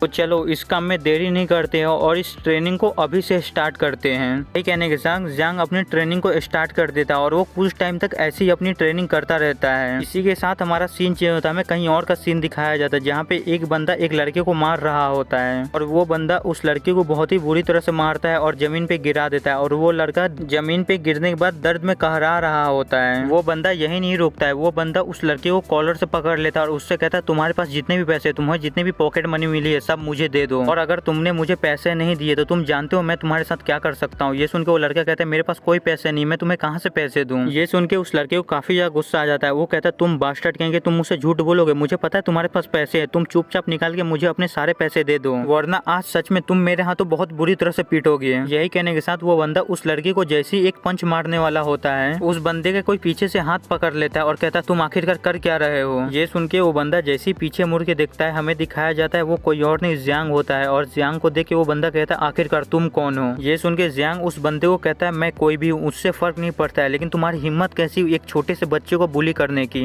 और यही कहने के साथ जियांग उस बंदे को साइड में फेंक देता है और उस बंदे से कहता है दफा हो जाओ इस जगह से। आगे में उस बच्चे को दिखाया जाता है जो ये देख के काफी ज्यादा खुश हो जाता है। वो जियांग से कुछ कह रहा था लेकिन जियांग को उसकी बात समझ में नहीं आ रही होती है क्योंकि आप सभी लोग ने पहला एपिसोड देखा होगा तो आप लोग को पता होगा जियांग को यहाँ की भाषा नहीं आती है। आगे जियांग उस बच्चे से कहता है क्या तुम चाइनीज बोल सकते हो, मुझे तुम्हारी बात समझ में नहीं आ रही है। ये सुन के वो बच्चा जियांग को चाइनीज में कहता है थैंक यू ब्रदर मुझे बचाने के लिए। वो बच्चा जियांग को थैंक यू कह ही रहा है कि तभी हमें दिखाया जाता है वही बंदा पीछे से एक डस्टबिन लेकर जियांग के ऊपर अटैक कर देता है और अटैक करते हुए कह रहा था तुम घटिया बास्टर्ड कहेंगे, तुम्हारी हिम्मत कैसे मेरे बीच में आने की। वो बंदा जैसे ही जियांग पे ये कह के अटैक करता है हमें बस किसी के मार खाने की आवाजें आने लगती है। फिर हमें कुछ देर बाद का सीन दिखाया जाता है जहाँ पे जियांग ने उस बंदे को अच्छे से मार पीट के उसी डस्टबिन में भर दिया होता है। उस बंदे की ये हालत देख के वो बच्चा काफी ज्यादा खुश हो रहा था और वो जियांग से कहता है बिग ब्रदर तुमने सच में मेरे ऊपर काफी बड़ा फेवर किया है, बहुत बड़ा एहसान कर दिया है, तो मुझे इस एहसान को चुकाने का एक मौका दो। ये सुन के जियांग उस बच्चे से कहता है तुम्हें इतना भी ज्यादा खुश होने की जरूरत नहीं है, मैंने उसे को इतना ज्यादा भी नहीं मारा है, तुम्हें मेरा कोई एहसान चुकाने की जरूरत नहीं है। जियांग इतना कहता है कि तभी उसके पेट से आवाज आने लगती है। ये आवाज सुन के वो बच्चा जियांग से कहता है बिग ब्रदर आखिरकार ये कैसी आवाज थी। ये सुन के जियांग उस बच्चे से कहता है मैं थोड़ा भूखा हूँ, अगर तुम मेरे एहसान को चुकाना ही चाहते हो तुम मुझे कन्वीनियंस स्टोर से कुछ खरीद के दे सकते हो। और फिर इसी के साथ हमें एक होटल का सीन दिखाया जाता है जहाँ पे जियांग ने एक टेबल पे काफी सारे खाने को ऑर्डर करके मंगाया हुआ होता है और उसी टेबल पे हमें उस बच्चे को और उसके मम्मी पापा को भी दिखाया जाता है, जहाँ पे वो बच्चा जियांग से कह रहा था बिग ब्रदर आप आराम से खाइए, ये रेस्टोरेंट मेरी फैमिली का ही है। आगे उस बच्चे का फादर जियांग से कह रहा था बुरा मत मानना, ये कुछ ऑर्डिनरी डिशेस हैं। ये सुन के जियांग कहता है नहीं नहीं ये सच में काफी अच्छा खाना है। और फिर इसी के साथ हमें खाना खा लेने के बाद का सीन दिखाया जाता है, जहाँ पे जियांग उस बच्चे के फादर से कह रहा था थैंक यू आपका मुझे खाना खिलाने के लिए। ये सुन के उस बच्चे का फादर कहता है आपको थैंक यू बोलने की जरूरत नहीं, आपने हमारे बेटे की मदद की है, हमने आपके लिए इतना तो कर ही सकते हैं। आगे वो बच्चा भी जियांग से कह रहा था बिग ब्रदर आप सच में काफी ज्यादा कूल है, आपने 10 लोगों का खाना अकेले ही खत्म कर दिया। आगे उस बच्चे की मदर कहते हैं यंग मैन तुम्हें देखने से लगता है कि तुम किसी मुसीबत में हो, अगर तुम किसी प्रॉब्लम में हो तो तुम मुझे बता सकते हो, हम तुम्हारी मदद करने की पूरी कोशिश करेंगे। ये सुन के जियांग उस लेडी को हंसते हुए कहते हैं आपका शुक्रिया मेरी चिंता करने के लिए, मेरा नाम ली जियांग है और गलती से मैंने अपना वीजा खो दिया, क्या आप मुझे कोई काम दे सकती है। ये सुन के वो लेडी अपने हस्बैंड की तरफ देखती है, ये देख के वो बंदा जियांग से कहता है तुमने मेरे बेटे को बचाया इसलिए मुझे तुम्हारे पर भरोसा है, तुम मेरे रेस्टोरेंट में रुक के मेरी मदद कर सकते हो। सुन के जियांग काफी ज्यादा खुश हो जाता है, वो उस बूढ़े आदमी से कहता है थैंक यू ग्रैंडपा और ग्रैंड माँ। और आगे वो बूढ़ा इंसान कहता है तुम्हारे रहने के लिए और खाने के लिए हम पैसे देंगे और तुम्हें अलग से सैलरी भी देंगे। ये सुन के जियांग और भी ज्यादा खुश हो जाता है। आगे वो बच्चा जियांग से कह रहा था ये काफी ज्यादा अच्छा है, मैं भी जियांग के साथ रहना चाहता हूँ। इसी के साथ हमारा सीन चेंज होता है, हमें रात का सीन दिखाया जाता है, जहाँ पे जियांग अपने बेड पे लेटा हुआ होता है और फोन को देखते हुए अपने मन में सोच रहा होता है ग्रैंडपा यूज सच में काफी ज्यादा अच्छे है, उन्होंने मुझे बस नौकरी पे ही नहीं रखा, उन्होंने मैं एक नया सेलफोन भी दिया यूज करने के लिए और अब मेरे पास एक नया फोन आ गया तो पहले मैं अपनी मदर को कॉल करता, उन्हें बताता कि मैं सेफ हूँ और सुरक्षित हूँ। यही कहने के साथ जियांग जल्दी से अपनी मदर को कॉल लगाता है और उसकी मदर जैसे ही फोन उठाती है और उससे पूछती है आखिरकार कौन बोल रहा है। ये सुनते ही जियांग जल्दी से कहता है मॉम ये मैं हूँ जियांग आपका बेटा। ये सुनते ही उसकी मदर काफी ज्यादा खुश हो जाती है, वो जियांग से कहती है क्या ये जियांग तुम बोल रहे हो, क्या तुम ठीक हो, मैंने सुना था कि तुम्हारा एक्सीडेंट हो गया था और पुलिस तुम्हें ढूंढ रही है, आखिरकार चल क्या रहा है तुम्हारे साथ। ये सुन के जियांग काफी ज्यादा इमोशनल हो जाता है, लेकिन वो खुद को कंट्रोल करते हुए कहता है मॉम मैं ठीक हूँ, ये बस एक मिसअंडरस्टैंडिंग है, मैं जल्दी से सारी चीजें ठीक करके घर वापस आ जाऊंगा और मैंने यहाँ पे काफी सारे पैसे कमाए हैं, मैं जब वापस आऊंगा तो मैं सारे कर्जे चुका दूंगा और आपको एक अच्छी लाइफ दूंगा मम्मी, अब बस मेरे वापस आने का इंतजार कीजिए। और जियांग के इतना कहने के साथ ही हमारा सीन चेंज होता है, हमें उसी दूसरे वर्ल्ड का सीन दिखाया जाता है, जहाँ पे एक फ्लावर मॉन्स्टर जियांग के ऊपर अटैक कर रहा होता है। और आप लोग के मन में सवाल होगा कि आखिरकार जियांग उस दूसरे वर्ल्ड में बार बार चला कैसे जाता है। मैं आप लोग को बता दूं जियांग जैसे ही सोता है वो दूसरे वर्ल्ड में टेलीपोर्ट हो जाता है। गेम में जियांग को दिखाया जाता है जो उस फ्लावर मॉन्स्टर को अपने ऊपर अटैक करते हुए देख के उस फ्लावर मॉन्स्टर से कहता है मुझे माफ करना, लेकिन आज तुम मेरे हाथों से यहाँ जरूर मारे जाने वाले हो। यही कहने के साथ जियांग उस टूटी हुई हड्डी को बाहर निकाल लेता है और उसे बिल्कुल डैगर की तरफ पकड़ लेता है और अटैक करने के लिए रेडी हो जाता है और फिर जल्दी से अपनी स्पीड का यूज करके उस फ्लावर मॉन्स्टर के पास पहुंच जाता है और अपनी टूटी हुई हड्डी को उस फ्लावर मॉन्स्टर के अंदर घुसा देता है और अपनी टूटी हुई हड्डी को उस फ्लावर मॉन्स्टर के अंदर घुसाने के बाद उस फ्लावर मॉन्स्टर को बीच में से चीरने लगता है और चीरने के बाद जल्दी से बैक फ्लिप मार के उस मॉन्स्टर से अपनी दूरी बना लेता है और दूरी बनाने के बाद फिर से पीछे की तरफ जल्दी से मुड़ता है और अपनी स्पीड का यूज करके जल्दी से उस फ्लावर मॉन्स्टर के ऊपर अटैक कर देता है और अपनी फुल स्पीड का यूज करके उस फ्लावर मॉन्स्टर को 2 हिस्सों में काट देता है और काटने के बाद बड़ी स्टाइल में आगे पोस्ट देके खड़ा हो जाता है। फिर हमें उस फ्लावर मॉन्स्टर को दिखाया जाता है जो मारा जाता है और उस जमीन पे गिर जाता है और उसके अंदर से फिर वही ब्लैक कलर की एनर्जी निकलने लगती है और उस सारी ब्लैक कलर की एनर्जी जियांग के अंदर जाने लगती है, जियांग की बॉडी के अंदर ऑब्जॉर्व होने लगती है। ये सब देख के जियांग अपने मन में सोच होता है ये फ्लावर मॉन्स्टर अब मेरा कोई भी मैच नहीं रहे हैं, अब मैं इन फ्लावर मॉन्स्टर को बड़ी आसानी से मार सकता हूँ। वो इतना सोचे होता है तभी उसका स्टेटस विंडो फिर से ओपन हो जाता है और उसे बताया जाता है तुम्हारा स्टेटस फिर से कुछ % से बढ़ गया है। ये देख के जियांग अपने मन में सोचता है अगर मुझे और जल्दी स्ट्रॉन्ग बनना है तो मुझे और भी ज्यादा पावरफुल मॉन्स्टर से लड़ना होगा और उनकी एनर्जी को अपने अंदर ऑब्जॉर्व करना होगा, तभी मैं और जल्दी और भी ज्यादा पावरफुल बन सकता हूँ। इतना बताने के साथ ही हमारा सीन रियल वर्ल्ड में आता है जहाँ जियांग ब्रश करते हुए अपने मन में सोच रहा था मैंने पूरी रात वहाँ पे मॉन्स्टर को ढूंढा है, लेकिन मुझे पूरी रात ढूंढने के बाद भी कोई मॉन्स्टर नहीं मिला, मैंने बस कल रात को एक ही मॉन्स्टर को मारा था और एक ही मॉन्स्टर की एनर्जी को ऑब्जॉर्व किया था बस। जियांग ये सब सोचेगा तभी उसके दरवाजे पे कोई आता है और जब जियांग दरवाजा खोल के देखता है तो हमें दिखाया जाता है वही बच्चा जियांग के दरवाजे पे आया हुआ होता है। वो बच्चा जियांग को एक बुक देने के लिए आया हुआ होता है जिसमें यहाँ की लैंग्वेज होती है। वो बच्चा जियांग को बुक देते हुए कहता है बिग ब्रदर आप ये बुक पढ़िए, आप इस बुक को पढ़ेंगे तो आपको यहाँ की लैंग्वेज बड़ी आसानी से आ जाएंगी और अगर आपको कुछ भी नहीं आता तो मैं स्कूल से आने के बाद आपको सब कुछ अच्छे से समझा दूंगा इस बुक के बारे में। ये सुन के जियांग उस बच्चे को थैंक यू कहता है और इसका नाम क्यू होता है, अब से हम इसको क्यू बुलाएंगे। इसी के साथ जियांग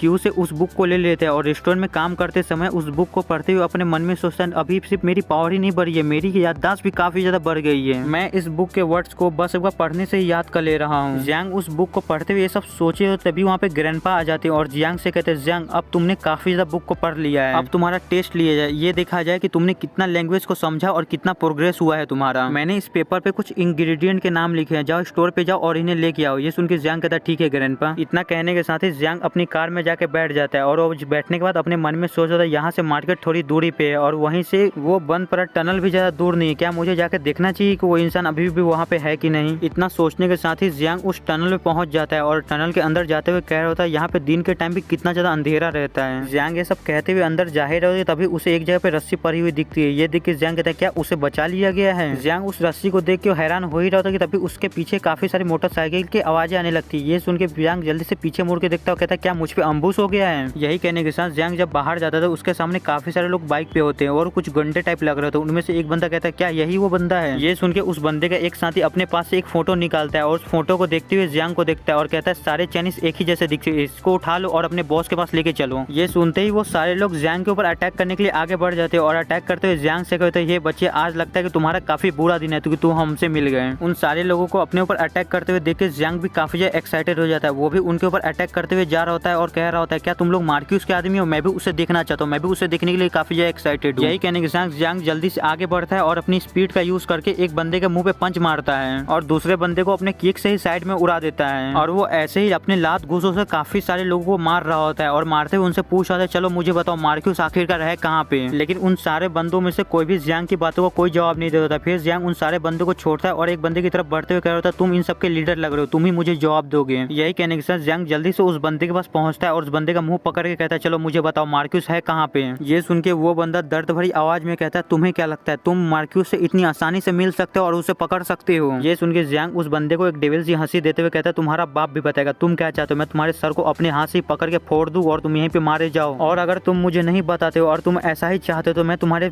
सर को बिना किसी हेजिटेशन के अपने हाथ से यहीं पे पकड़ के फोड़ दूंगा। ये सुन के वो बंदा काफी ज्यादा घबरा जाता है। वो कहता है ठीक है मैं तुम्हें बताता हूँ, प्लीज प्लीज मेरे साथ कुछ मत करना, मेरे सर को छोड़ दो प्लीज। ये सुन के जियांग उस बंदे का सर छोड़ देता है और उस बंदे से कहता है ठीक है मुझे बताओ, लेकिन इस बात को जरूर याद रखना अगर तुमने मुझसे झूठ बोला तो मैं तुम्हारे साथ क्या करूंगा तुम्हें पता है। ये सुन के उस बंदे को काफी ज्यादा गुस्सा आता है लेकिन वो कुछ कहता नहीं है। फिर वो बताता है जियांबू को कि मार्क्यूस का टेरिटरी जियांबू में है लेकिन मुझे एग्जैक्ट जगह नहीं पता कि वो रहता कहाँ पे है। हमें तो मार्क्यूस के एक आदमी ने ढूंढा जिसका नाम वर्सू है, उसने ही हमें ढूंढ के कहा कि अगर हम एक चाइनीज लड़के को ढूंढते हैं और ढूंढने के बाद उससे पकड़ के उसके पास लेके आते तो वो हमें रिवॉर्ड देगा। मुझे इसके बारे में बस इतनी ही इन्फॉर्मेशन पता थी, प्लीज अब मुझे जाने दो, मैंने तुम्हें सब कुछ सच सच बताया है। इतना कहने के साथ ही वो बंदा एक फोटो भी निकाल के जियांग को देता है। उस फोटो को देखते ही जियांग जल्दी से उस आदमी के हाथ से उस फोटो को खींच लेता है और फोटो लेने के बाद उस बंदे को एक लात मारते हुए पीछे की तरफ फेंक देता है और उस बंदे से कहता तुम्हें क्या लगा मैं तुम्हें इतनी आसानी से यहाँ से चले जाने दूंगा। अगर मैं आज कमजोर होता, अगर मैं तुमसे हार गया होता तो क्या तुम मुझे छोड़ते, क्या तुम मुझे जिंदा जाने देते यहाँ से? कभी नहीं, तुम मुझे यहाँ से जिंदा कभी नहीं जाने देते, तुम मुझे ऑन द स्पॉट मार देते। यही कहने के साथ जियांग जब फोटो को देखता है तो उसकी आंखें लाल हो जाती है। ये देख के जियांग अपने मन में सोचता है क्या मेरे को अभी क्या हुआ था, अभी बिल्कुल मुझे वैसा ही फील हुआ था जैसा मैं किसी को मारता हूँ तब मुझे फील होता है। यही सोचने के साथ जियांग अपनी कार की तरफ जाने लगता है और जाते हुए सोच होता है जैसे जैसे दिन जा रहा है वैसे वैसे ही हालात और भी ज्यादा खराब होते जा रहे हैं। अगर मैंने जल्दी कुछ नहीं किया, मैंने जल्दी मार्क्यूस को अपने रास्ते से नहीं हटाया तो हालात और भी ज्यादा खराब हो सकते हैं। लेकिन सबसे बड़ी प्रॉब्लम तो यह है कि मार्क्यूस को छोटा मोटा इंसान नहीं है, वो काफी बड़ी पोस्ट पे है, इसलिए वो जिस पोस्ट पे है उस हिसाब से उसके पास काफी गार्ड होने चाहिए उसे प्रोटेक्ट करने के लिए। और अभी मैं इतना ज्यादा पावरफुल भी नहीं हूँ कि उससे फेस टू फेस लड़ सकूं और मुझे उसके बारे में ज्यादा इन्फॉर्मेशन भी नहीं पता है। मुझे जल्दी से कोई रास्ता निकालना होगा इन दोनों प्रॉब्लम्स को सॉल्व करने के लिए। जियांग ये सब सोच ही रहा होता है कि तभी क्यू वहाँ पे आता है और जियांग को आवाज लगाता है। ये सुन के जियांग पीछे की तरफ मुड़ता है और उससे कहता है क्यू क्या बात है, आज तुम कुछ ज्यादा ही लेट हो गए। ये सुन के क्यू कहता है हाँ मैं आज कुछ ज्यादा ही लेट उठा, अभी मैं थोड़ा जल्दी में इसलिए अभी मैं यहाँ से जा रहा हूँ। ये सुन के जियांग उसको देखते हुए अपने मन में सोचता है ये बच्चा कुछ ज्यादा ही अजीब बर्ताव कर रहा है यार, लेकिन चाहे कुछ भी हो अगर उसे कुछ भी प्रॉब्लम हुआ तो वो मुझे जाके जरूर बताएगा, मुझे इतना ज्यादा नहीं सोचना चाहिए। जियांग के इतना कहने के साथ ही हमारा सीन चाहिए होता है, हमें रात का सीन दिखाया जाता है जहाँ जियांग अपने बेड पे सोया हुआ होता है और उसे देख के लग रहा होता है कि वो थोड़े दर्द में है। फिर हमें दूसरे वर्ल्ड का सीन दिखाया जाता है जहाँ पे जियांग एक मॉन्स्टर के साथ लड़ रहा होता है और अपने डैगर को उसके शरीर के अंदर घुसा देता है और शरीर के अंदर घुसाने के बाद जल्दी से अपने डैगर को पीछे की तरफ खींचता है और उसके बॉडी पे एक बहुत ही बड़ा कट लगा देता है। इसी के साथ कुछ देर तक ऐसी फाइट चलती रहती है। कुछ देर की फाइट के बाद जियांग उस फ्लावर मॉन्स्टर को ऐसे ही हरा देता है, फिर उसकी ब्लैक कलर की एनर्जी को ऑब्जॉर्व कर रहा होता है और पूरी तरह से उस एनर्जी को ऑब्जॉर्व कर लेने के बाद अपने डैगर को साफ करते हुए अपने मन में सोच होता है मैंने अभी तक काफी सारे मॉन्स्टर को मार के उनकी एनर्जी को ऑब्जॉर्व कर लिया है, लेकिन अभी भी मेरे लिए ये सब काफी नहीं है। वो इतना कहता है कि तभी उसके सामने उसका स्टेटस विंडो ओपन हो जाता है जहाँ पे उसकी स्ट्रेंथ अभी 1.8 की होती है और एजिलिटी 1.7 की और फिजिक 1.8 की होती है। अपने स्टेटस विंडो को देख के जियांग कहता है दिन पर दिन मेरे को एक्सपीरियंस और भी ज्यादा कम मिल रहा है, मुझे फ्लावर मॉन्स्टर मिल ही नहीं रहा है आजकल। ये हड्डियों से टूटा हुआ एरिया काफी ज्यादा बड़ा है, यहाँ पे फ्लावर मॉन्स्टर को ढूंढना काफी ज्यादा मुश्किल है, इसकी वजह से मेरी प्रोग्रेस काफी ज्यादा धीमी हो गई है। मुझे जल्दी से कोई रास्ता मौका ढूंढना होगा अपनी प्रोग्रेस को तेज करने का और जल्दी से ताकतवर बनने का। जियांग ये सब कह ही रहा होता है कि तभी उसके बाजू से कोई चीज गुजरती है, लेकिन जियांग उस चीज को सेंस कर लेता है और काफी ज्यादा हैरान हो जाता है। वो जल्दी से अपने आजू बाजू उस चीज को ढूंढने लगता है और कहता है आखिरकार वो क्या चीज थी, वो काफी ज्यादा तेज थी, वो मेरे बाजू से निकल गई, मैं उसको देख नहीं पाया। जियांग अपने आजू बाजू देख ही रहा होता है तभी उसके ऊपर कोई चीज अटैक करती है, लेकिन उस अटैक को वो डॉज कर लेता है। वो अपने मन में सोचता है ये काफी ज्यादा तेज था, ये काफी ज्यादा करीबी मामला था, अगर मेरे रिफ्लेक्सेस अगर थोड़े भी लेट होते तो मैं यहाँ पे मारा जाता। फिर हमें उस चीज को दिखाया जाता है जिसने जियांग के ऊपर अटैक किया था। वो एक वुल्फ मॉन्स्टर होता है जो काफी ज्यादा खतरनाक लग रहा होता है, और वो वुल्फ मॉन्स्टर काफी ज्यादा खतरनाक नजरों से जियांग की तरफ देख रहा होता है और उसको मुंह में पानी भी आ रहा था जियांग को देख के। उस वुल्फ मॉन्स्टर को अपनी तरफ ऐसे देखते हुए देख के जियांग जल्दी से अपनी हड्डी को बाहर निकाल लेता है और उससे लड़ने के लिए तैयार हो जाता है, और फिर अपना फाइटिंग स्टेंस ले लेता है और उस वुल्फ मॉन्स्टर से कहता है चलो आ जाओ लड़ते हैं, देखते हैं कि हम में से कौन जीतता है। जियांग अपने मन में सोच रहा होता है मैं देखना चाहता हूँ इस हाई लेवल वुल्फ मॉन्स्टर को मारने के बाद मेरी कितनी ज्यादा पावर बढ़ती है, मैं कितना ज्यादा ताकतवर हो जाता हूँ। जियांग ये सोच ही होता है कि तभी हमें दिखाया जाता है वो वुल्फ मॉन्स्टर काफी तेजी से जियांग की तरफ अटैक करने के लिए आगे बढ़ता है और काफी तेजी से गुर्रा रहा होता है। उस वुल्फ मॉन्स्टर को अपने ऊपर सीधा सीधा अटैक करते हुए देख के जियांग कहता है लगता है कि तुम मुझ पे सीधा सीधा अटैक करना चाहते हो, तो चलो देखते हैं कि तुम कितने ज्यादा पावरफुल हो, और मुझे ये भी पता चल जाएगा कि हाई लेवल का मॉन्स्टर आखिरकार होता कितना ज्यादा पावरफुल है। जियांग इतना कह ही रहता कि तभी वो वुल्फ मॉन्स्टर जियांग के करीब पहुंच जाता है, जिसे देख के जियांग वुल्फ मॉन्स्टर पे अपने घुटने से अटैक कर देता है, और अटैक करने के बाद जल्दी से अपने डैगर को बाहर निकाल लेता है, वही टूटी हुई हड्डी को, और उस टूटी हुई हड्डी को बाहर निकालने के बाद वुल्फ मॉन्स्टर कुछ कर पाता उससे पहले ही जियांग उस वुल्फ मॉन्स्टर के अंदर उस टूटी हुई हड्डी को घुसा देता है। लेकिन जियांग जैसे ही अपनी टूटी हुई हड्डी को उस मॉन्स्टर के अंदर पूरी घुसाने की कोशिश करता है वो जा नहीं पाता है, जिसे देख के जियांग कहते हैं आखिरकार इसकी स्किन कितनी ज्यादा हार्ड है, यहाँ तक कि मेरी टूटी हुई हड्डी भी इसके स्किन के अंदर घुस नहीं पा रही है। जियांग इतना सोच ही रहा होता है कि तभी वो वुल्फ मॉन्स्टर जल्दी से अपना चाल चलता है और अपने पूंछ से जियांग के ऊपर अटैक करता है, जिसे जियांग अपनी स्पीड का यूज करके उस पूंछ को डॉज तो कर लेते हैं, उस पूंछ को पूरी तरह से डॉज नहीं कर पाता है। उस पूंछ का अटैक थोड़ा सा जियांग के चेस्ट पे लग जाता है, जिसके कारण जियांग थोड़ा सा जख्मी हो जाता है। फिर वो वुल्फ मॉन्स्टर अपने पूंछ से जियांग पे अटैक करने के बाद जियांग से दूरी बना लेता है, वो पीछे की तरफ हट जाता है, और पीछे हटने के बाद एक बहुत ही ताकतवर जंप मारता है और जियांग के पेट में अटैक कर देता है। जियांग संभल पाए, खुद को संभाल पाए इससे पहले ही उस वुल्फ मॉन्स्टर का अटैक इतना ज्यादा पावरफुल होता है कि जियांग काफी दूर तक घसीटता हुआ चला जाता है, लेकिन वो खुद को किसी तरह संभाल लेता है और फिर से अपने फाइटिंग स्टेंस में आ जाता है और अपने मन में सोचता है सच में काफी ज्यादा पावरफुल है, मैंने जितना सोचा था ये तो उससे भी ज्यादा मुश्किल है, मैंने सोचा था एक हाई लेवल के मॉन्स्टर को मैं संभाल सकता हूँ, लेकिन इससे संभालना काफी ज्यादा मुश्किल है। लेकिन भले ये मॉन्स्टर कितना भी ज्यादा पावरफुल क्यों ना, मुझे इससे लड़ते हुए बिल्कुल भी डर नहीं लग रहा, बल्कि मुझे और भी ज्यादा मजा आ रहा है इससे लड़ते हुए। जियांग ये सब सोच ही रहा होता है कि तभी हमें उस वुल्फ मॉन्स्टर को दिखाया जाता है जो और भी ज्यादा गुस्सा हो गया होता है और अपनी बॉडी से और भी ज्यादा पावर को रिलीज कर रहा होता है, यहाँ तक कि उस वुल्फ मॉन्स्टर की आंखों में से भी थंडर निकल रहा होता है। वो वुल्फ मॉन्स्टर अपनी पावर रिलीज कर ही रहा था कि तभी उसे एक झटका सा लगता है। जैसे ही उस वुल्फ मॉन्स्टर को अपनी बॉडी में एक झटका सा लगता है, उसे देख के जियांग कहता है कि जैसा कि मुझे लगा था इस वुल्फ मॉन्स्टर पे मेरे अटैक का काफी लेट असर हो रहा है। जियांग इतना कहता है कि तभी हमें दिखाया जाता है उस वुल्फ मॉन्स्टर की बॉडी से उसके काफी सारे स्केल टूट के नीचे गिरने लगते हैं, जिसके कारण वो वुल्फ मॉन्स्टर और भी ज्यादा गुस्सा हो जाता है और भी ज्यादा एग्रेसिव तरीके से जियांग के ऊपर अटैक करने के लिए आगे बढ़ता है, और वो जैसे जैसे आगे बढ़ रहा था उसके शरीर से काफी ज्यादा प्रेशर रिलीज हो रहा होता है, और उस वुल्फ मॉन्स्टर का स्पीड इतना ज्यादा तेज होता है कि जियांग बड़ी मुश्किल से उसके अटैक को डॉज कर पाता है, और वो वुल्फ मॉन्स्टर इतनी तेजी से जियांग के बाजू से निकल जाता है कि जियांग को पता भी नहीं चलता है, जियांग उसे देख तक नहीं पाता, और वो वुल्फ मॉन्स्टर पीछे जाके जिस पत्थर से टकराता है वो पत्थर भी चकनाचूर हो जाता है, और वो वुल्फ मॉन्स्टर उस पत्थर से टकराने के बावजूद भी नहीं रुकता है, वो वुल्फ मॉन्स्टर काफी दूर तक घसीटता हुआ चला जाता है अपनी स्पीड के कारण। उस वुल्फ मॉन्स्टर की इतनी ज्यादा स्पीड को देख के जियांग काफी ज्यादा हैरान होता है, वो अपने मन में सोचता है ये स्पीड तो काफी ज्यादा इनक्रेडिबल है, इतनी स्पीड तो मैंने अभी तक किसी भी मॉन्स्टर के अंदर नहीं देखी है। तो इस वुल्फ मॉन्स्टर की स्पीड भले ही कितनी ज्यादा इनक्रेडिबल या कितनी भी तेज क्यों ना हो, ये मॉन्स्टर सिर्फ सीधा सीधा अटैक कर रहा है मुझ पे, तो क्या इसका मतलब ये वुल्फ मॉन्स्टर सिर्फ सीधा सीधा अटैक कर सकता है क्या मुझ पे? चलो इसे एक बार ट्राई करके देखते हैं। जियांग इतना सोचे तभी वो वुल्फ मॉन्स्टर जल्दी से अपनी जगह से कूदता है और काफी तेजी से जियांग की तरफ अटैक करने के लिए आगे बढ़ने लगता है, लेकिन इस बार जियांग उस वुल्फ मॉन्स्टर के अटैक को बड़ी आसानी से डॉज कर लेता है, बस कुछ कदम साइड में हटके, और साइड में हटके डॉज करने के बाद कह रहा होता है जैसा कि मैंने सोचा था ये वुल्फ मॉन्स्टर मेरे ऊपर सिर्फ सीधा सीधा अटैक कर सकता है, लेकिन मेरे पास इसकी वजह से एक एडवांटेज मिल गया, मेरे पास यही मौका है इस वुल्फ मॉन्स्टर पे अटैक करने का। और यही कहने के साथ जियांग अपने पैरों में अपनी बॉडी के सारे एनर्जी को इकट्ठा करने लगता है ताकि वो एक ही अटैक में उस वुल्फ मॉन्स्टर को इतना ज्यादा घायल कर दे कि वो वुल्फ मॉन्स्टर कुछ कर ही न पाए। फिर अपने पैरों में अपनी बॉडी की पूरी एनर्जी इकट्ठा करने के बाद जियांग एक बहुत ही ताकतवर किक उस वुल्फ मॉन्स्टर के पेट में मार देता है, और जियांग का किक इतना ज्यादा पावरफुल होता है कि वो वुल्फ मॉन्स्टर काफी दूर तक गिरता हुआ चला जाता है। जियांग यहीं तक नहीं रुकता है, वो वुल्फ मॉन्स्टर पिछले हमले से खुद को संभाल पाता, कुछ कर पाता उससे पहले जियांग अपने टूटी हुई हड्डी को लेकर उस वुल्फ मॉन्स्टर की तरफ अटैक करने के लिए बढ़ जाता आता है और अटैक करते हुए कह रहा होता है कि अब सब यही खत्म हुआ, अब तुम यहीं पे मरने वाले हो, तुम वुल्फ मॉन्स्टर कहीं के। लेकिन वो वुल्फ मॉन्स्टर इतना भी ज्यादा कमजोर नहीं होता है। वो वुल्फ मॉन्स्टर जियांग को अपने ऊपर अटैक करते हुए देख के अपनी शरीर में बची हुई एनर्जी को अपने पूंछ में इकट्ठा करता है और अपनी सारी एनर्जी को अपने पूंछ में इकट्ठा करने के बाद जियांग के ऊपर एक बहुत ही पावरफुल अटैक कर देता है अपने पूंछ से। उस वुल्फ मॉन्स्टर के अटैक को देखने के बाद भी जियांग नहीं रुकता है। उस वुल्फ मॉन्स्टर के पास और भी तेज से बढ़ने लगता है और उस वुल्फ मॉन्स्टर के पास पहुंच के अपने डेगर को उसके गले में घुसा देता है, जिसके कारण वो वुल्फ मॉन्स्टर एक बहुत ही जोरदार चीख मारता है। लेकिन इतना ही नहीं, वो वुल्फ मॉन्स्टर का अटैक भी जियांग के कंधे पे आके सीधा लग जाता है, जिसके कारण जियांग का कंधा काफी ज्यादा जख्मी हो जाता है और उसको काफी ज्यादा दर्द होने लगता है। लेकिन उस दर्द को सहते हुए अपने मन में सोचता है अगर मैं अभी पीछे हट गया तो मैं इस मॉन्स्टर को मारने का मौका ही नहीं खोऊंगा, मैं भी यहाँ पे मारा जाऊंगा, इसलिए मुझे किसी भी कीमत पे पीछे नहीं हटना है। यही कहने के साथ जियांग अपनी हड्डी से उस वुल्फ मॉन्स्टर को चीरने लगता है काफी ज्यादा बेरहमी से और हम उस वुल्फ मॉन्स्टर की आंखों में डर एकदम साफ साफ देख सकते हैं। उस वुल्फ मॉन्स्टर के लिए जियांग किसी यमराज से कम नहीं है और इसी के साथ हमें बस काफी सारे ब्लड को उड़ता हुआ दिखाया जाता है और फिर हमें इसी के साथ कुछ देर बाद का सीन दिखाया जाता है जहाँ पे जियांग और वो वुल्फ मॉन्स्टर दोनों ही घायल होकर जमीन पे गिरे हुए थे, लेकिन वो वुल्फ मॉन्स्टर मारा गया होता है और उस वुल्फ मॉन्स्टर को मारने के बाद जियांग एकदम दर्द भरी आवाज में कह रहा था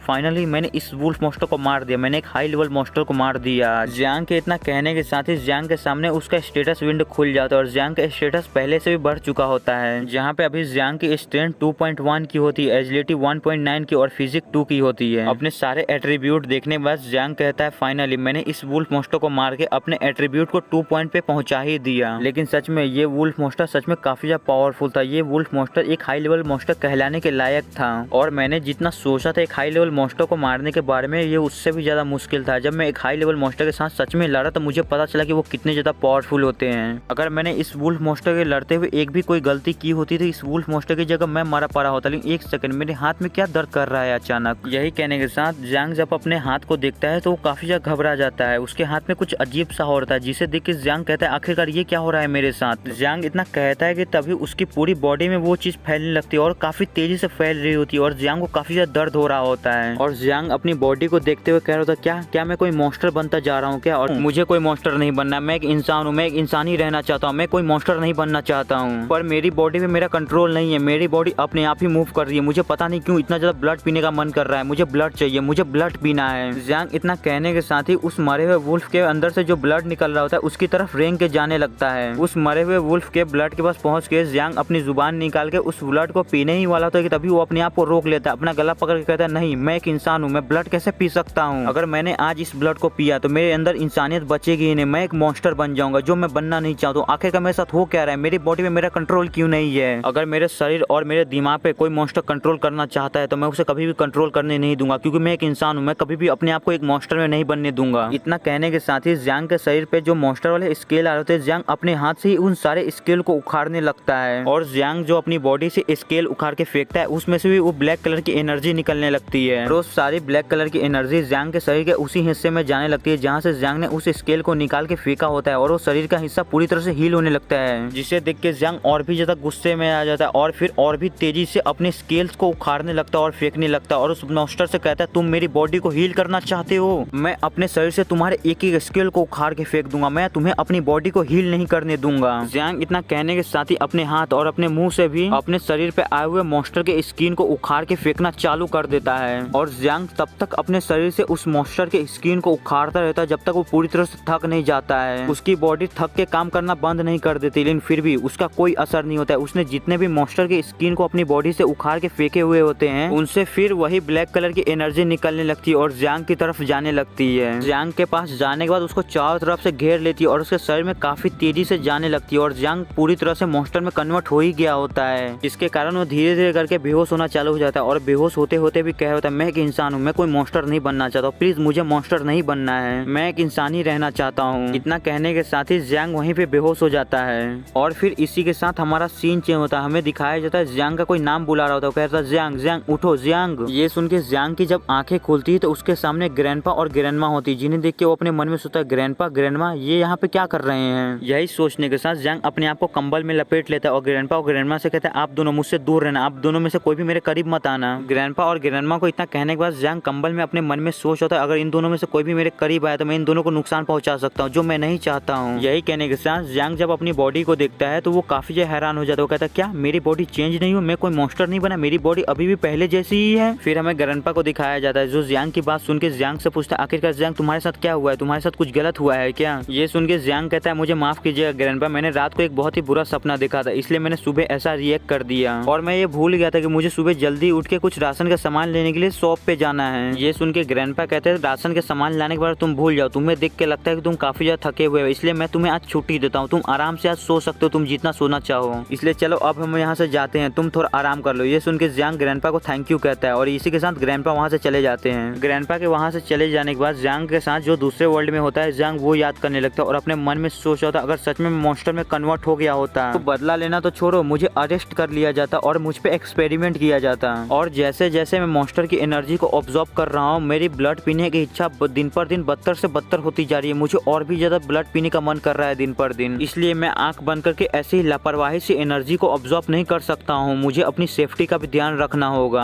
अगर मैं सच में कोई मॉन्स्टर में बदल गया तो मैं सोच भी नहीं सकता मैं इतनी बड़ी मुसीबत में फंस जाऊंगा। और वैसे भी मेरे पास अभी जितनी पावर है उस पावर के साथ मैं अपना बदला ले सकता हूँ, मेरी पावर कम से कम उनके बराबर तो जरूर होगी, इसलिए चलो अब अपनी छानबीन को शुरू किया जाए। जियांग के इतना कहने के साथ ही हमारा सीन चेंज होता है, हमें जियांग को एक क्लब के अंदर दिखाया जाता है जहाँ पे जियांग क्लब को देखते हुए अपने मन में सोच होता है यहाँ पे मुझे कोई ना कोई जानकारी जरूर मिल जाएगी। यही सब सोचने के साथ जियांग जब सामने की तरफ जा ही रहा होता है कि उसके सामने एक लड़की बैठी हुई होती है और उस लड़की के पास एक वेटर आके पूछता है मैडम आपको क्या चाहिए। ये सुन के वो लड़की जियांग की तरफ इशारा करते हुए चाहती है वो लड़का मुझे चाहिए। वो लड़की जियांग को ऐसे मांग रही है जैसे जियांग कोई सामान हो। इतना कहने के साथ ही वो लड़की जियांग के पास चली जाती है और जियांग के पॉकेट में कुछ पैसे डालते हुए कहती है मैं तुम्हारा रोल नंबर 3 में इंतजार करूंगी और डिपॉजिट मैंने तुम्हें पहले ही दे दिया है। ये सुन के जियांग को कुछ भी समझ नहीं आता है, वो लड़की को कुछ भी जवाब नहीं देता है और लड़की इतना कहने के साथ ही वहाँ से चली जाती है। लेकिन जियांग उस लड़की की बातों पर बिल्कुल भी ध्यान नहीं देता है। जियांग उस वेटर के पास जाता है। जियांग जब उस वेटर के पास जाता है तो वो वेटर जियांग को देख के कहता है हे ब्रो लगता है कि तुम आज कुछ ज्यादा ही लकी हो। ये सुन के जियांग कहता है अपना बकवास बंद करो, मैं यहाँ पे टोनी से कुछ खरीदने के लिए आया हूँ। ये सुन के वो वेटर कहता है तुम दिखने में कुछ ज्यादा ही अच्छे लेकिन टोनी तुमसे मिल नहीं सकता है। ये सुन के जियांग उस वेटर से कहता है तुम्हें इतनी भी जल्दी जवाब देने की जरूरत नहीं है। यही कहने के साथ जियांग उस वेटर को कुछ पैसे देता है। उस पैसे को देखते हुए वेटर क्षण भर में बदल जाता है। उस पैसे को लेते हुए वेटर कहता है सेक्शन नंबर 20 रूम नंबर 12 में है वो। उस वेटर के इतना कहने के साथ ही हमारा सीन चेंज होता है, हमें सेक्शन नंबर 20 रूम नंबर 12 का सीन दिखाया जाता है जहाँ से कुछ अजीब अजीब आवाजें आ रही होती है, आप समझ ही सकते कैसी आवाजें। फिर हमें उस रूम के अंदर का सीन दिखाया जाता है जहाँ पे एक आदमी एक लड़की के साथ मजे कर रहा होता है और वो आदमी जैसे ही उस लड़की को किस करने वाला होता है तभी बाहर से आवाज आती है हे सर आपका ऑर्डर आ गया है। ये सुन के वो आदमी बहुत ज्यादा गुस्सा हो जाता है, वो काफी ज्यादा गुस्से में उस दरवाजे की तरफ बढ़ने लगता है और चिल्ला के कहता है तुम्हारी हिम्मत कैसे हुई इतनी जल्दी आने की, तुमने बीच में आके मेरा मूड खराब कर दिया, आज मैं तुम्हें ऐसे ही नहीं छोड़ूंगा, तुम कमीने कहीं के। यही कहने के साथ वो जैसे ही जाके दरवाजा खोलता है तो हमें दिखाया जाता है उस दरवाजे पे कोई वेटर नहीं होता है, वहाँ पे जियांग होता है जो दरवाजा खुलते ही उस आदमी को एक बहुत ही जोरदार लात मारता है। वो आदमी उड़ता हुआ दूर जाके गिरता है और दूर गिरने के बाद जियांग से कहता है आखिरकार तुम हो कौन और तुम्हारी हिम्मत कैसी हुई मुझे मारने की, तुम अभी मुझे जानते ही नहीं मैं हूँ कौन, मैं तुम्हारी पूरी फैमिली मैं तुम्हारे पूरे परिवार को खत्म कर दूंगा। ये सुन के जियांग जल्दी से उस बंदे के पास जाता है और उस बंदे से कहता है तू अपना मुंह बंद रख, मैं तुझसे जो सवाल पूछूंगा तू बस उसका ही जवाब देगा और तूने उसके अलावा मुंह खोला तो तू सोच भी नहीं सकता मैं तुझे उतना मारूंगा, तू कुछ करने के लायक ही नहीं बचेगा। जियांग के इतना कहने के साथ ही हमारा सीन चेंज होता है, हमें कुछ टाइम बाद का सीन दिखाया जाता है जहाँ पे जियांग ने उस बंदे से सारी जानकारी निकलवा ली होती है और सारी जानकारी निकलवा लेने के बाद अपने मन में सोच रहा होता है जहाँ तक मुझे पता चला यूस ने डाउस के ऊपर ब्लैक बाउंटी पोस्ट की है, इसलिए अगर हम उन्हें जिंदा पकड़ते तो हमें काफी बड़ा इनाम मिल सकता है और हमें दिखाया जाता है जियांग ने उस बंदे को मार दिया होता है। फिर जियांग उस क्लब से बाहर निकलते हुए सोच रहा है जैसे काफी सारे लोगों को इस बाउंटी के बारे में पता चला, काफी सारे लोगों के ग्रुप ने इस बाउंटी से पैसे कमाने की कोशिश की लेकिन वो अकेले कुछ नहीं कर पाए और अगर मुझे उन्हें ढूंढना है तो मुझे उनका लिंक अंडरग्राउंड ही मिल सकता है। मार्क्यूस तुम बस वेट करो, मैं तुम्हें जल्दी ही ढूंढ लूंगा। जियांग ये सब सोचते हुए वहाँ से बाहर जा ही रहा होता है कि तभी उसके पास दो लड़कियां आती है और उनमें से एक लड़की जियांग से कहती है बिग ब्रदर तुम मेरे साथ ड्रिंक करना चाहोगे क्या, और दूसरी कहती है अगर तुम हमारे साथ ड्रिंक करोगे तो हम तुम्हें एक स्पेशल सर्विस भी देंगे। लेकिन जियांग उनकी बातों पर बिल्कुल भी ध्यान नहीं देता है, जियांग चुपचाप वहाँ से उन्हें इग्नोर करके निकल जाता है जिसे देख के वो लड़कियां काफी ज्यादा गुस्सा होती है और जियांग को देखते हुए कह रही होती है वो हमें ऐसे कैसे इग्नोर करके जा सकता है। दूसरी कहती है क्या मेरा बॉडी अट्रैक्टिव नहीं है। उस लड़की के इतना कहने के साथ ही हमें फिर से जियांग को दिखाया जाता है जहाँ पे जियांग के फोन पे ग्रैंडपा वू का कॉल आ रहा होता है जिसे देख के जियांग कहता है क्या ग्रैंडपा वू मुझे कॉल कर रहे हैं, ये क्यों कॉल कर रहे हैं। जियांग इतना कहने के साथ ही ग्रैंडपा यू का कॉल उठाता है। कॉल उठाते ही जियांग को ग्रैंडपा यू कहते हैं जियांग यू अभी तक घर वापस नहीं आया और मैं उसके स्कूल भी गया था उसका पता लगाने के लिए। ये सुन के जियांग कहता है ग्रैंडपा आप चिंता मत कीजिए, मैं बस रास्ते में ही हूँ, मैं घर वापस आ ही रहा हूँ। ये सुन के ग्रैंडपा जियांग को बताते हैं मुझे स्कूल वालों ने बताया क्यू ने कोई फाइटिंग क्लब ज्वाइन किया है किसी लड़की के साथ। ये सुन के जियांग काफी हैरान हो जाता है और अपने मन में सोचता है तुम स्कूल में ना हो कि फाइटिंग क्लब में क्या कर रहे हो क्यों। जियांग के इतना सोचने के साथ ही हमारा सीन चेंज होता है। हमें उसी फाइटिंग क्लब के स्टेडियम का सीन दिखाया जाता है जहाँ से अंदर से आवाज आ रही होती है। इस बास्टर्ड के फेस को देखो, इस बास्टर्ड के फेस पे यो कितनी आसानी से पंच मार रहा है और ये उसको ब्लॉक भी नहीं कर पा रहा है। फिर हमें उस स्टेडियम के अंदर का सीन दिखाया जाता है जहाँ पे क्यू किसी बंदे से लड़ रहा होता है और वो बंदा क्यू को बड़ी बेरहमी से मार रहा होता है और वहाँ पे खड़े लोग चिल्ला रहे थे यो उस बंदे को इतनी भी बेरहमी से मत मारो कि वो मारा जाए, हम उसके साथ और भी खेलना चाहते हैं और उस लड़की को थोड़ा और तुमसे पीटते हुए देखना चाहते हैं। ये सुन के यो और भी ज्यादा एक्साइटेड हो जाता है और क्यू के फेस पे एक बहुत ही ताकतवर पंच मार देता है जिससे क्यू नीचे गिर जाता है। तो नीचे गिरने के बाद दर्द में कहराने लगता है और कह रहा होता है मेरा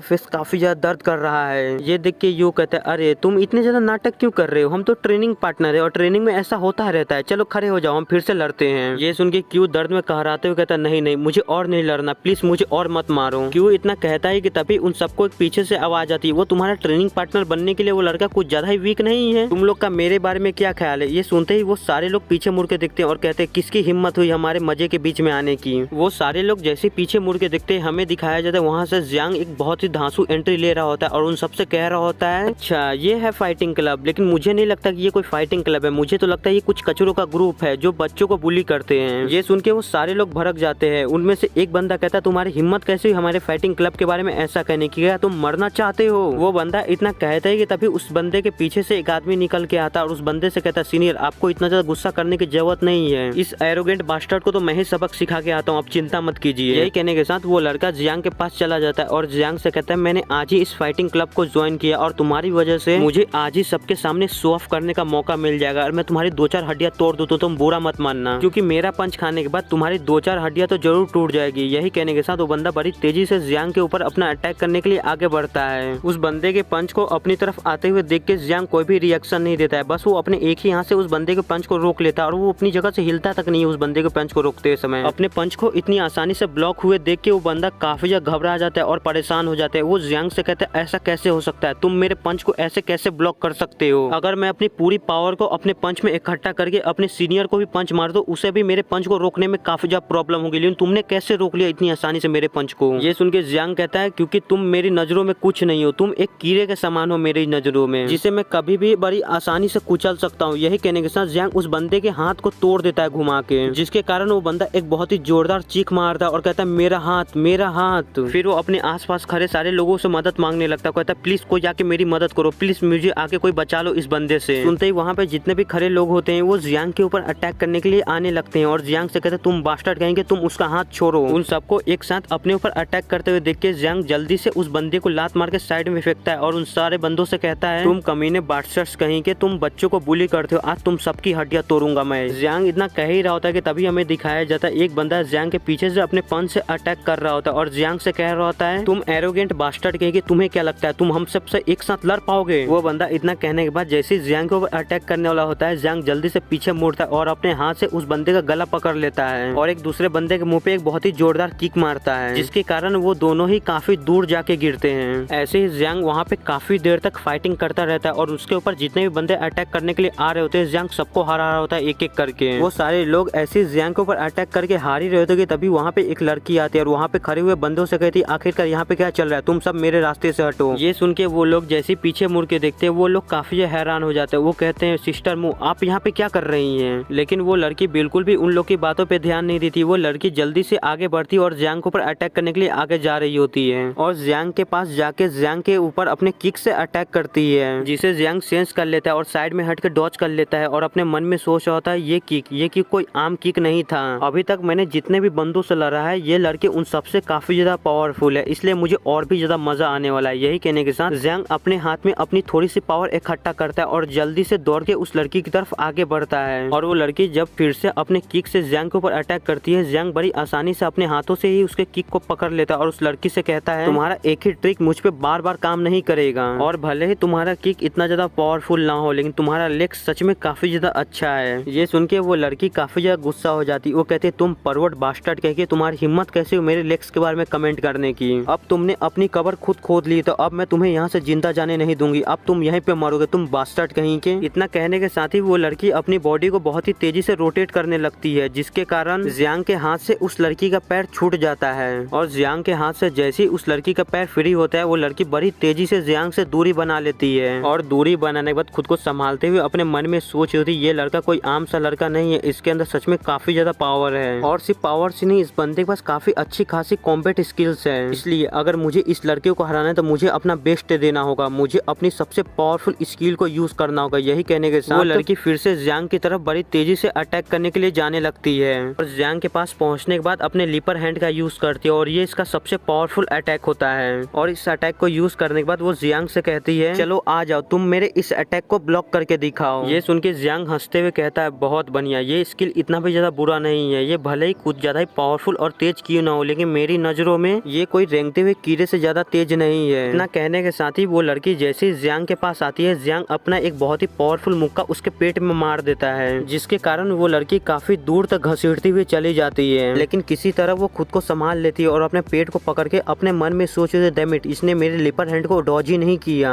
बल्कि मेरे लिपर हैंड को किसी रेंगते हुए कीड़े से कंपेयर करके मेरे लिपर हैंड का मजाक भी उड़ाया। अब तो मुझे किसी भी हालत में इस लड़के को सबक सिखाना है। यही कहने के साथ वो जियांग के ऊपर फिर से अटैक करने के लिए जा ही रही होती है, तभी उसे पीछे से कोई रोक लेता है और उससे कहता है बस बहुत हो गया, इतना काफी है मो, तुम उसकी अपोनेंट नहीं हो, उसका पावर तुमसे कहीं गुना ज्यादा है, तुम कितना भी ट्राई कर लो उसे हराने का, तुम उसे नहीं हरा सकती हो। ये सुन के वो लड़की जैसे पीछे मुड़ के देखती है वो कहती है प्रेसिडेंट फूची। फिर आगे प्रेसिडेंट कहता है अब यहाँ से मुझे संभालने दो, मैं इस लड़के के अंदर देखना चाहता हूँ आखिरकार इस लड़के के अंदर कितनी ज्यादा पावर है, मैं इस लड़के की लिमिट को चेक करना चाहता हूँ। यही कहने के साथ प्रेसिडेंट जियांग को बड़ी गुस्से में घूरता है। प्रेसिडेंट को देख के जियांग भी काफी ज्यादा एक्साइटेड हो जाता है, वो खुश होते हुए कहता है हे क्या तुम भी मुझसे लड़ना चाहते। जियांग इतना कहता है कि तभी हमें मुंह को दिखाया जाता है जो प्रेसिडेंट का हाथ अपने ऊपर से हटाते हुए कहती है नहीं प्रेसिडेंट, मैं उससे लड़ना चाहती हूँ, मैं उस लड़के को हराना चाहती हूँ। लड़के ने मेरे लिपर हैंड का मजाक उड़ाया और मेरी भी बेइज्जती की है, उस लड़के को मैं अपने हाथों से मारना चाहती हूँ। ये सुन के वो प्रेसिडेंट थोड़ा सा गुस्से में आ जाता है और मुंह से कहता है मैंने तुमसे कहा ना ये फाइट को मेरे ऊपर छोड़ दो। यही कहने के साथ वो प्रेसिडेंट जियांग की तरफ जाने लगता है और उसके पीछे वाले सब बंदे चिल्ला रहे थे बॉस उसको आज जिंदा मत छोड़ना, उसको आज यहीं पे मार देना, उस बंदे ने हमारे क्लब की बेइज्जती की, आज वो यहाँ से जिंदा नहीं जाना चाहिए। ये सुन के प्रेसिडेंट अपनी फुल पावर को एक्टिवेट करने लगता है जिसके कारण से उसके शरीर से एनर्जी रिलीज होने लगती है और उसकी नसें भी उसके मुंह पे दिखने लगती है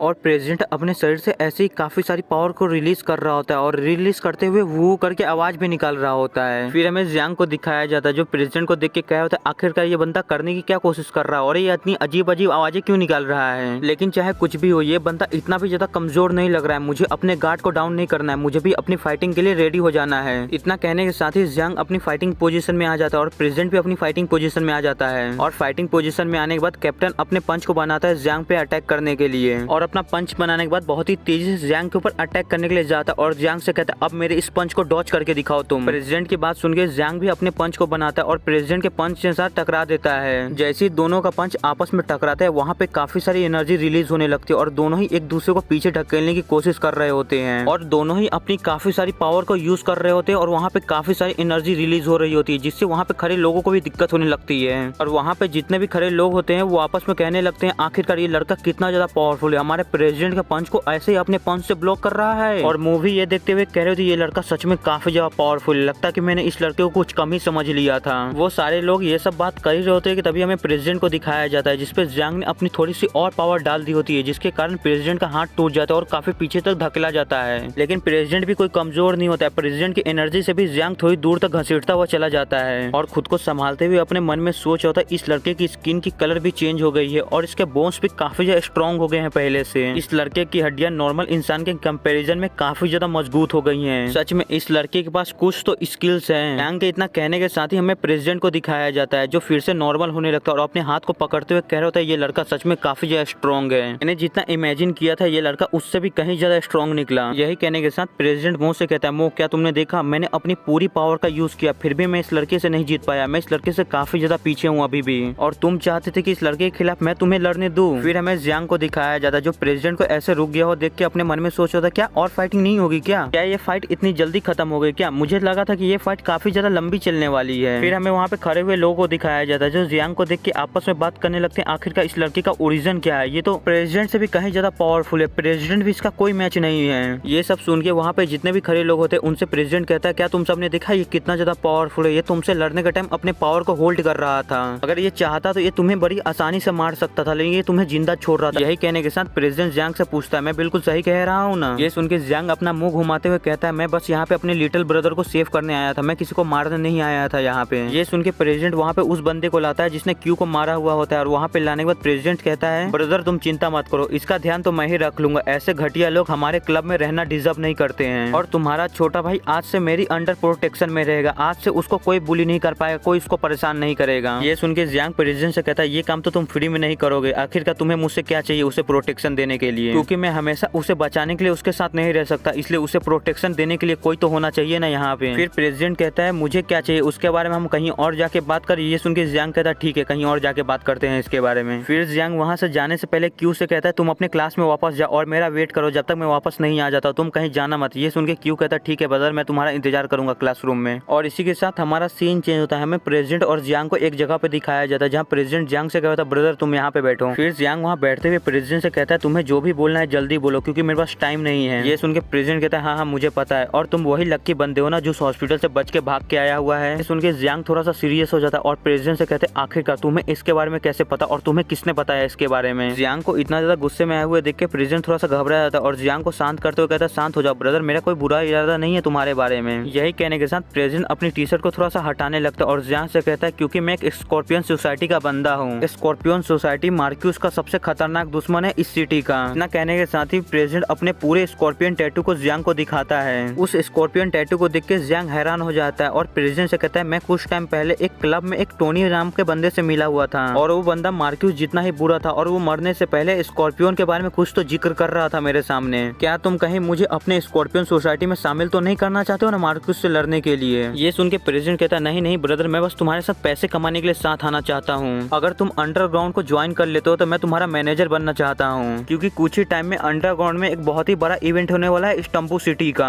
और ये इवेंट इतना ज्यादा बड़ा है कि लगभग इस सिटी की सारी पावर हाउसेस उसमें इन्वॉल्व है। इसलिए अगर तुम अंडरग्राउंड को ज्वाइन करते हो तो सिर्फ तुम पैसे ही नहीं कमाओगे, तुम्हें बदला लेने का मौका भी मिलेगा। ये सारी बातें सुनने के बाद जियांग कहता है तुम ऐसा कहना चाहते हो कि मैं अंडरग्राउंड फाइटिंग अरीना को ज्वाइन करूँ, वहाँ पे जितने भी मार्क्यूस के लोग आएंगे मैं उन सबको हरा दूं और उस फाइटिंग अरीना से बाहर निकाल दूं, जिसके कारण मार्क्यूस अपने सारे पैसे और अपने लोगों को खो देगा। ये सुन के प्रेसिडेंट कहता है ब्रदर तुम सच में काफी ज्यादा स्मार्ट हो, तुम सारी बातों को इतनी जल्दी ही समझ गए, और तुम चिंता मत करो मैं तुम्हें एक आइडेंटिटी और रहने की जगह और एक प्रैक्टिस करने के लिए एक ट्रेनिंग ग्राउंड भी प्रोवाइड करूंगा, इसलिए तुम इस चीज को किसी भी तरह देखो, अगर तुम मेरे से ज्वाइन होते तो तुम्हारा फायदा ही फायदा है इसमें। ये सारी बातें सुनने के बाद जियांग प्रेसिडेंट से कहता है ठीक है इसके बारे में मैं सोचूंगा और कल सुबह तक तुम्हें जवाब दे दूंगा। ये सुनकर प्रेसिडेंट कहता है ठीक है कोई बात नहीं। इसी के साथ जियांग वहाँ से जाने लगता है, लेकिन जाते जाते वो रास्ते में रुक जाता है और प्रेसिडेंट से कहता है बाय द वे मुझे तुमसे एक सवाल पूछना था, क्या तुम सच में एक हाई स्कूल स्टूडेंट हो। ये सुन के प्रेसिडेंट मुस्कुराते हुए कहता है हाँ मैं इसी साल 18 साल का होने वाला हूँ। और प्रेसिडेंट के इतना कहने के साथ ही जियांग को क्यू के पास दिखाया जाता है, जहाँ क्यू जियांग से कह रहा होता है ब्रदर तुम सच में काफी ज्यादा कूल हो, तुमने उन 3-4 मॉन्स्टर जैसे इंसानों से अकेले ही लड़ा और उन्हें हरा भी दिया। ये सुन के जियांग कहता है ठीक है तुम इसके बारे में ग्रैंडफादर और ग्रैंडमदर को मत बताना यहाँ पे जो भी हुआ आज। फिर क्यू कहता है ठीक है ब्रदर तुमने जैसा मुझे कहा वैसा ही करूंगा। और इसी के साथ हमारा सीन चेंज होता है, हमें क्यू को ग्रैंडमा और ग्रैंडफादर के पास दिखाया जाता है, जहाँ पे ग्रैंडमा क्यू को देख के काफी ज्यादा खुश होती है और ग्रैंडपा जियांग से कहते हैं जियांग आज सच में तुमने काफी ज्यादा मेहनत की, आओ हमारे साथ बैठ के खाना खाओ। ये सुन के जियांग वहाँ खाना खाने के लिए बैठ जाता है और खाना खाते हुए कहता है ग्रैंडपा आपकी कुकिंग सच में काफी ज्यादा अच्छी है। ये सुन के ग्रैंडपा कहते हैं ये मेरा स्पेशल डिश है जो मैंने तुम्हारे लिए बनाया है, आराम से खाओ। फिर ग्रैंडमा क्यू से कहती तुम सिर्फ चिकन ही क्यों कर रहे हो, फिश और वेजिटेबल्स भी तो खाओ। यही कहने के साथ ग्रैंडमा क्यू को वो सब देने लगती है, जिसे देख के क्यू कहता है ग्रैंडमा अब मैं बच्चा नहीं रहा हूँ, मैं ये सब खुद से कर सकता हूँ, आपको चिंता करने की जरूरत नहीं है। फिर ग्रैंडमा कहती है तुम हमारे लिए बच्चे ही रहोगे हमेशा। और इसी के साथ हमें कुछ देर बाद का सीन दिखाया जाता है, जहाँ ग्रैंडपा ग्रैंडमा और जियांग बैठे हुए होते हैं और ग्रैंडमा जियांग से कहते हैं तुमने क्या कहा, तुम इस जगह को छोड़ के जा रही हो। ये सुन के जियांग कहता है हाँ ग्रैंडमा मैं इस जगह को छोड़ के जा रहा हूँ, मेरे पास अभी भी मेरा पासपोर्ट नहीं है, अगर मैं यहीं रुका रहा तो आप लोगों को काफी ज्यादा मुसीबत दूंगा, इसलिए मैं इस जगह को छोड़ के जा रहा हूँ। सुन के ग्रैंडमा कहती हमें इससे कोई प्रॉब्लम नहीं अगर तुम यहाँ पे रुकोगे तो। फिर ग्रैंडपा कहता है डियर तुम्हें जियांग के डिसीजन की रिस्पेक्ट करनी चाहिए, उसे यहाँ से जाने देना चाहिए, उसे अपनी लाइफ में अभी भी बहुत कुछ करना है। ग्रैंडपा की बात सुन के ग्रैंडमा भी मान जाती है और जियांग को एक चेयर पे बैठा के उसको कहती है हमारे जब होम टाउन में कोई बच्चा अगर घर से जाता है हमारे एल्डर्स उसके बाल काट के उसे हैंडसम बना के भेजते हैं, चलो मैं तुम्हें हैंडसम बना के आज भेजूंगी यहाँ से। और यही कहने के साथ ग्रैंडमा जियांग के बाल काटने लगती है और बाल काटते हुए कह रही थी वहाँ पे जाके हमें भूलना मत, जब भी तुम्हें मौका मिले हमसे मिलने के लिए जरूर आना और अपना ध्यान रखना मत भूलना। और इसी के साथ हमें कुछ देर बाद का सीन दिखाया जाता है, जब जियांग वहाँ से जा रहा होता है और ग्रैंडमा और ग्रैंडपा से कहता है आप लोग अपना ध्यान रखिएगा। फिर ग्रैंडपा कहता है तुम भी ध्यान से अपने घर जाना। और इसी के साथ जियांग वहाँ से जाने लगता है और जाते हुए अपने मन में सोच रहा होता है आप लोग काफी ज्यादा अच्छे हो, आप लोग ने मेरे लिए काफी कुछ किया, अगर मुझे कभी मौका मिला मैं आप लोग का ये एहसान जरूर चुकाऊंगा। और पीछे ग्रैंडमा जियांग को जाते हुए देख के रो रही होती है। और इसी के साथ जियांग जाके गाड़ी में बैठ जाता है और गाड़ी में बैठने के बाद वो भी रोने लगता है। फिर ड्राइवर जियांग से पूछता है सर आपको कहाँ पे जाना है। ये सुन के जियांग कहता है हैरो स्ट्रीट पे चलो। और जियांग के इतना कहने के साथ ही हमारा सीन चेंज होता है। हमें एक कसिनो का सीन दिखाया जाता है जिस कसिनो के अंदर जियांग आया हुआ होता है और जूस पीते हुए अपने मन में सोच होता है यहाँ 4 मेन दरवाजे हैं और उन चारों मेन दरवाजों पे काफी सारे गार्ड्स है और यहाँ पे टोटल 10 गार्ड्स हैं जिसमें से 6 मेरे पीछे हैं और 4 मेरे आगे हैं। इसलिए अगर मैंने पूरी अपनी स्पीड का यूज किया तो मैं यहाँ पे बड़ी आसानी से अपने काम को कर सकता हूँ। जियांग ये सब सोच ही रहा था तभी हमें दिखाया जाता है जियांग की तरफ एक लड़की आ रही होती है और जियांग के पास आने के बाद जियांग के पास बैठते हुए कहती है क्या लिटिल ब्रदर तुम अकेले ड्रिंक पी के बोर नहीं हो रहे हो। सुन के जियांग कहता है मेरा टाइम वेस्ट मत करो यहाँ से चली जाओ। फिर वो लड़की जियांग को गले लगाते हुए कहती अरे रे तुम्हें इतना ज्यादा कोल्ड होने की जरूरत नहीं है, चलो हम कहीं और जगह कुछ और कर सकते हैं। ऐसी बहुत सारी चीजें हैं जो हम दोनों अकेले में जाके कर सकते हैं। ये सुन के जियांग कहता है मैंने कहा ना यहाँ से चली जाओ, तुम्हें एक बार में समझ में नहीं आता है क्या। फिर लड़की कहती है मुझे डर है कि तुम्हें मेरे साथ आना ही पड़ेगा। वो लड़की इतना कहती है कि तभी हमें दिखाया जाता है जियांग के सर पे किसी ने गन रख दिया होता है। ये महसूस करके जियांग अपने मन में सोच होता आखिरकार ये क्या है, किसने मेरे ऊपर गन रखा है, यहाँ कुछ तो अजीब हो रहा है मुझे, लेकिन पैनिक नहीं करना है, मुझे ये सब सारी चीजों को शांति से हैंडल करना है। फिर वो लड़की जियांग से कहती तुम काफी स्ट्रेंज लग रहे थे मुझे तुम्हें देख के लग नहीं रहा था कि तुम यहाँ पे मजे करने के लिए आए हो, तुम्हारा यहाँ पे आने का कोई और पर्पस है ना। ये सुन के जियांग उस लड़की को कोई भी जवाब नहीं देता। ये देख के वो पीछे जिसने उसके ऊपर गन रखा होता है वो उससे कहता है उसने जो पूछा उसका जवाब दो। वो बॉडीगार्ड जैसे ही इतना कहता है जियांग जल्दी से पीछे मुड़ता है और उस बॉडीगार्ड के हाथ को पकड़ के तोड़ देता है जिसके कारण बॉडीगार्ड बहुत ही एक जोरदार चीख मारता है। उस बॉडीगार्ड के चीख को सुन के वो लड़की भी जल्दी से पीछे मुड़ के देखती है और काफी हैरान हो जाती है। वो कहती है आखिरकार ये लड़का कितना ज्यादा तेज है, इसने एक ट्रेन बॉडीगार्ड के हाथ को पकड़ के उसके गन को उसी की तरफ मोड़ दिया। वो लड़की जैसे ही इतना कहती है हमें दिखाया था जियांग ने उस बॉडीगार्ड के हाथ को मोड़ के उसके गन को उसी की तरफ मोड़ दिया होता है और उस बॉडीगार्ड से कहता है तुम सच में कुछ ज्यादा ही बोलते हो, तुम्हें हमेशा अपने शब्दों को सोच समझ के चुनना चाहिए, तुम किसके सामने बोल रहे हो ये तुम्हें पता होना चाहिए। यही कहने के साथ जियांग उस बंदे को मार देता है और जियांग जैसी गोली मारता है उस बॉडीगार्ड को वहाँ पे जितने भी खड़े लोग होते हैं वो गन की आवाज सुन के काफी ज्यादा घबरा जाते हैं, वहाँ से डर के भागने लगते हैं। गन के चलने की आवाज सुन के वो जो दूसरे बॉडीगार्ड होते हैं वो जल्दी से उस जगह पे जाने लगता है और उसमें से एक बॉडीगार्ड अपने सारे साथियों से कहता है जल्दी से टेबल नंबर 9 के पास पहुंचो, वहाँ कुछ चल रहा है। ये बात सुन के वहाँ पे जितने भी दूसरे बॉडीगार्ड होते हैं जल्दी से टेबल नंबर 9 की तरफ जाने लगते हैं। उनके सामने काफी सारे लोग आ रहे होते हैं जो भाग रहे होते हैं जिसके कारण वो बॉडीगार्ड टेबल नंबर 9 की तरफ जल्दी से नहीं पहुंच पा रहे होते। इसके कारण वो बॉडीगार्ड काफी ज्यादा गुस्सा हो जाता है। वो अपने सामने वाली एक लड़की से कहता है जल्दी से मेरे सामने से हटो वरना तुम आज यहीं पे मारे जाओगे। फिर हमें जियांग को दिखाया जाता है जो उन सारे बॉडीगार्ड को अपनी तरफ आते हुए देख के उस लड़की से कहता है तुम सही थी, मैं यहाँ पे किसी को मारने के लिए आया हूँ। ये सुन के वो लड़की जियांग के पास से भागने लगती है और इसी के साथ हमें दिखाया था वो सारे बॉडीगार्ड फायरिंग करने लगता है जिससे बचने के लिए जियांग एक कवर ढूंढने लगता है और वो लड़की भी उससे बचने के लिए भागने लगती है। फिर जियांग अपने सामने एक दीवार को देखता है तो जियांग उस लड़की को पकड़ता है और उस दीवार की तरफ जल्दी से जाने लगता है और जल्दी से जाके उस दीवार का कवर ले लेता है और लड़की को भी पकड़े हुए होता है। वो लड़की जियांग से कहती है मुझे जाने दो, तुम मुझे नहीं पता है कि ये मार्क्यूस का टेरिटरी है, अगर तुमने यहाँ पे मुझे कुछ भी किया तो तुम यहाँ से कभी भी जिंदा बच के नहीं जाओगे, तुम्हारी लाइफ नर्क से भी खराब हो जाएगी। ये सुन के जियांग कहता है तुम्हारा वार्निंग देने के लिए शुक्रिया, लेकिन मैं मार्क्यूस से डरता नहीं हूँ, मैं तो उसे मारना ही चाहता हूँ, वो जल्दी से मेरे सामने आए बस। यही कहने के साथ जियांग उस लड़की का गला घोट के उसे मारने लगता है और उस लड़की को मारने के बाद वहीं साइड में फेंक देता है और कहता है तुम फालतू में मेरे रास्ते में आ रही थी, मुझे तुम्हें मारने का कोई भी इच्छा नहीं था, मन नहीं था, लेकिन तुम्हें ही मेरे रास्ते में आना था इसलिए मैंने तुम्हें रास्ते से ही हटा दिया। लेकिन चलो अब इन बॉडीगार्ड से भी निपटा जाए। यही कहने के साथ जियांग अपनी कवर में से जंप लगाता है और 2-4 फायरिंग करता है और जियांग ने जो गोली चलाई होती है वो सीधे जाके लाइट को लगती है जिसकी वजह से वहाँ पे पूरा अंधेरा हो जाता है, जिसे देख के वो बॉडीगार्ड कहते हैं ये लड़का सच में काफी ज्यादा चालाक है, अब हम क्या करें, अब हमें बाहर निकल के इस लड़के को ढूंढना होगा। यही कहने के साथ वो सारे बॉडीगार्ड अपनी जगह से बाहर निकल के जियांग को ढूंढना चालू कर देते और उनमें से एक बॉडीगार्ड कहता है उस लड़के से ज्यादा हम इस जगह को अच्छी तरह से जानते हैं, इस बात का हमें एडवांटेज लेना है, इसलिए बाहर जो बॉडीगार्ड है उनसे जाके कहो कि वो सारे दरवाजों को ब्लॉक कर दे, सारे दरवाजों पे नजर रखे, वो लड़का यहाँ से बच के जाना नहीं चाहिए और बचे हुए लोग मेरे साथ उस लड़की को ढूंढने के लिए चलो। यही कहने के साथ वो सारे लोग जियांग को ढूंढना चालू कर देते। वो जियांग को ढूंढ ही रहे होते तभी उन सबको एक जगह से आवाज आती है, जिस आवाज को सुनते ही वो सारे लोग कहते हैं वो वहाँ पे। यही कहने के साथ वो सारे लोग वहाँ पे फायरिंग करना चालू कर देते हैं और वो काफी सारी फायरिंग करते ही रहते हैं लगातार। ऐसी वो कुछ देर तक फायरिंग करते रहते हैं, फिर कुछ देर बाद वो अपनी फायरिंग रोकते हैं। उनमें से एक बंदा आगे देखने के लिए जाता है और जब वो आगे जाके टॉर्च मार के वहाँ देखता है तो वो कहता है यहाँ पे वो लड़का नहीं है, यहाँ पे तो मैनेजर है, उस लड़के ने हमें बेवकूफ बनाया। फिर उनमें से एक बॉडीगार्ड कहता है हे लड़के तुम बाहर आ जाओ, अच्छे लड़के बनो और बाहर आ जाओ, अगर तुमने खुद से हमें सरेंडर कर दिया तो मैं तुम्हें जिंदा छोड़ने के बारे में सोचूंगा। फिर हमें जियांग को दिखाया जाता है जिसके पेट में एक गोली लगी हुई होती है और वो दर्द में अपने मन में सोच रहा होता है, देख के लगता है कि मुझे यहाँ से ऐसे ही जाने को नहीं मिलेगा, मुझे यहाँ पे हर एक बंदी को खत्म करके यहाँ से निकलना होगा।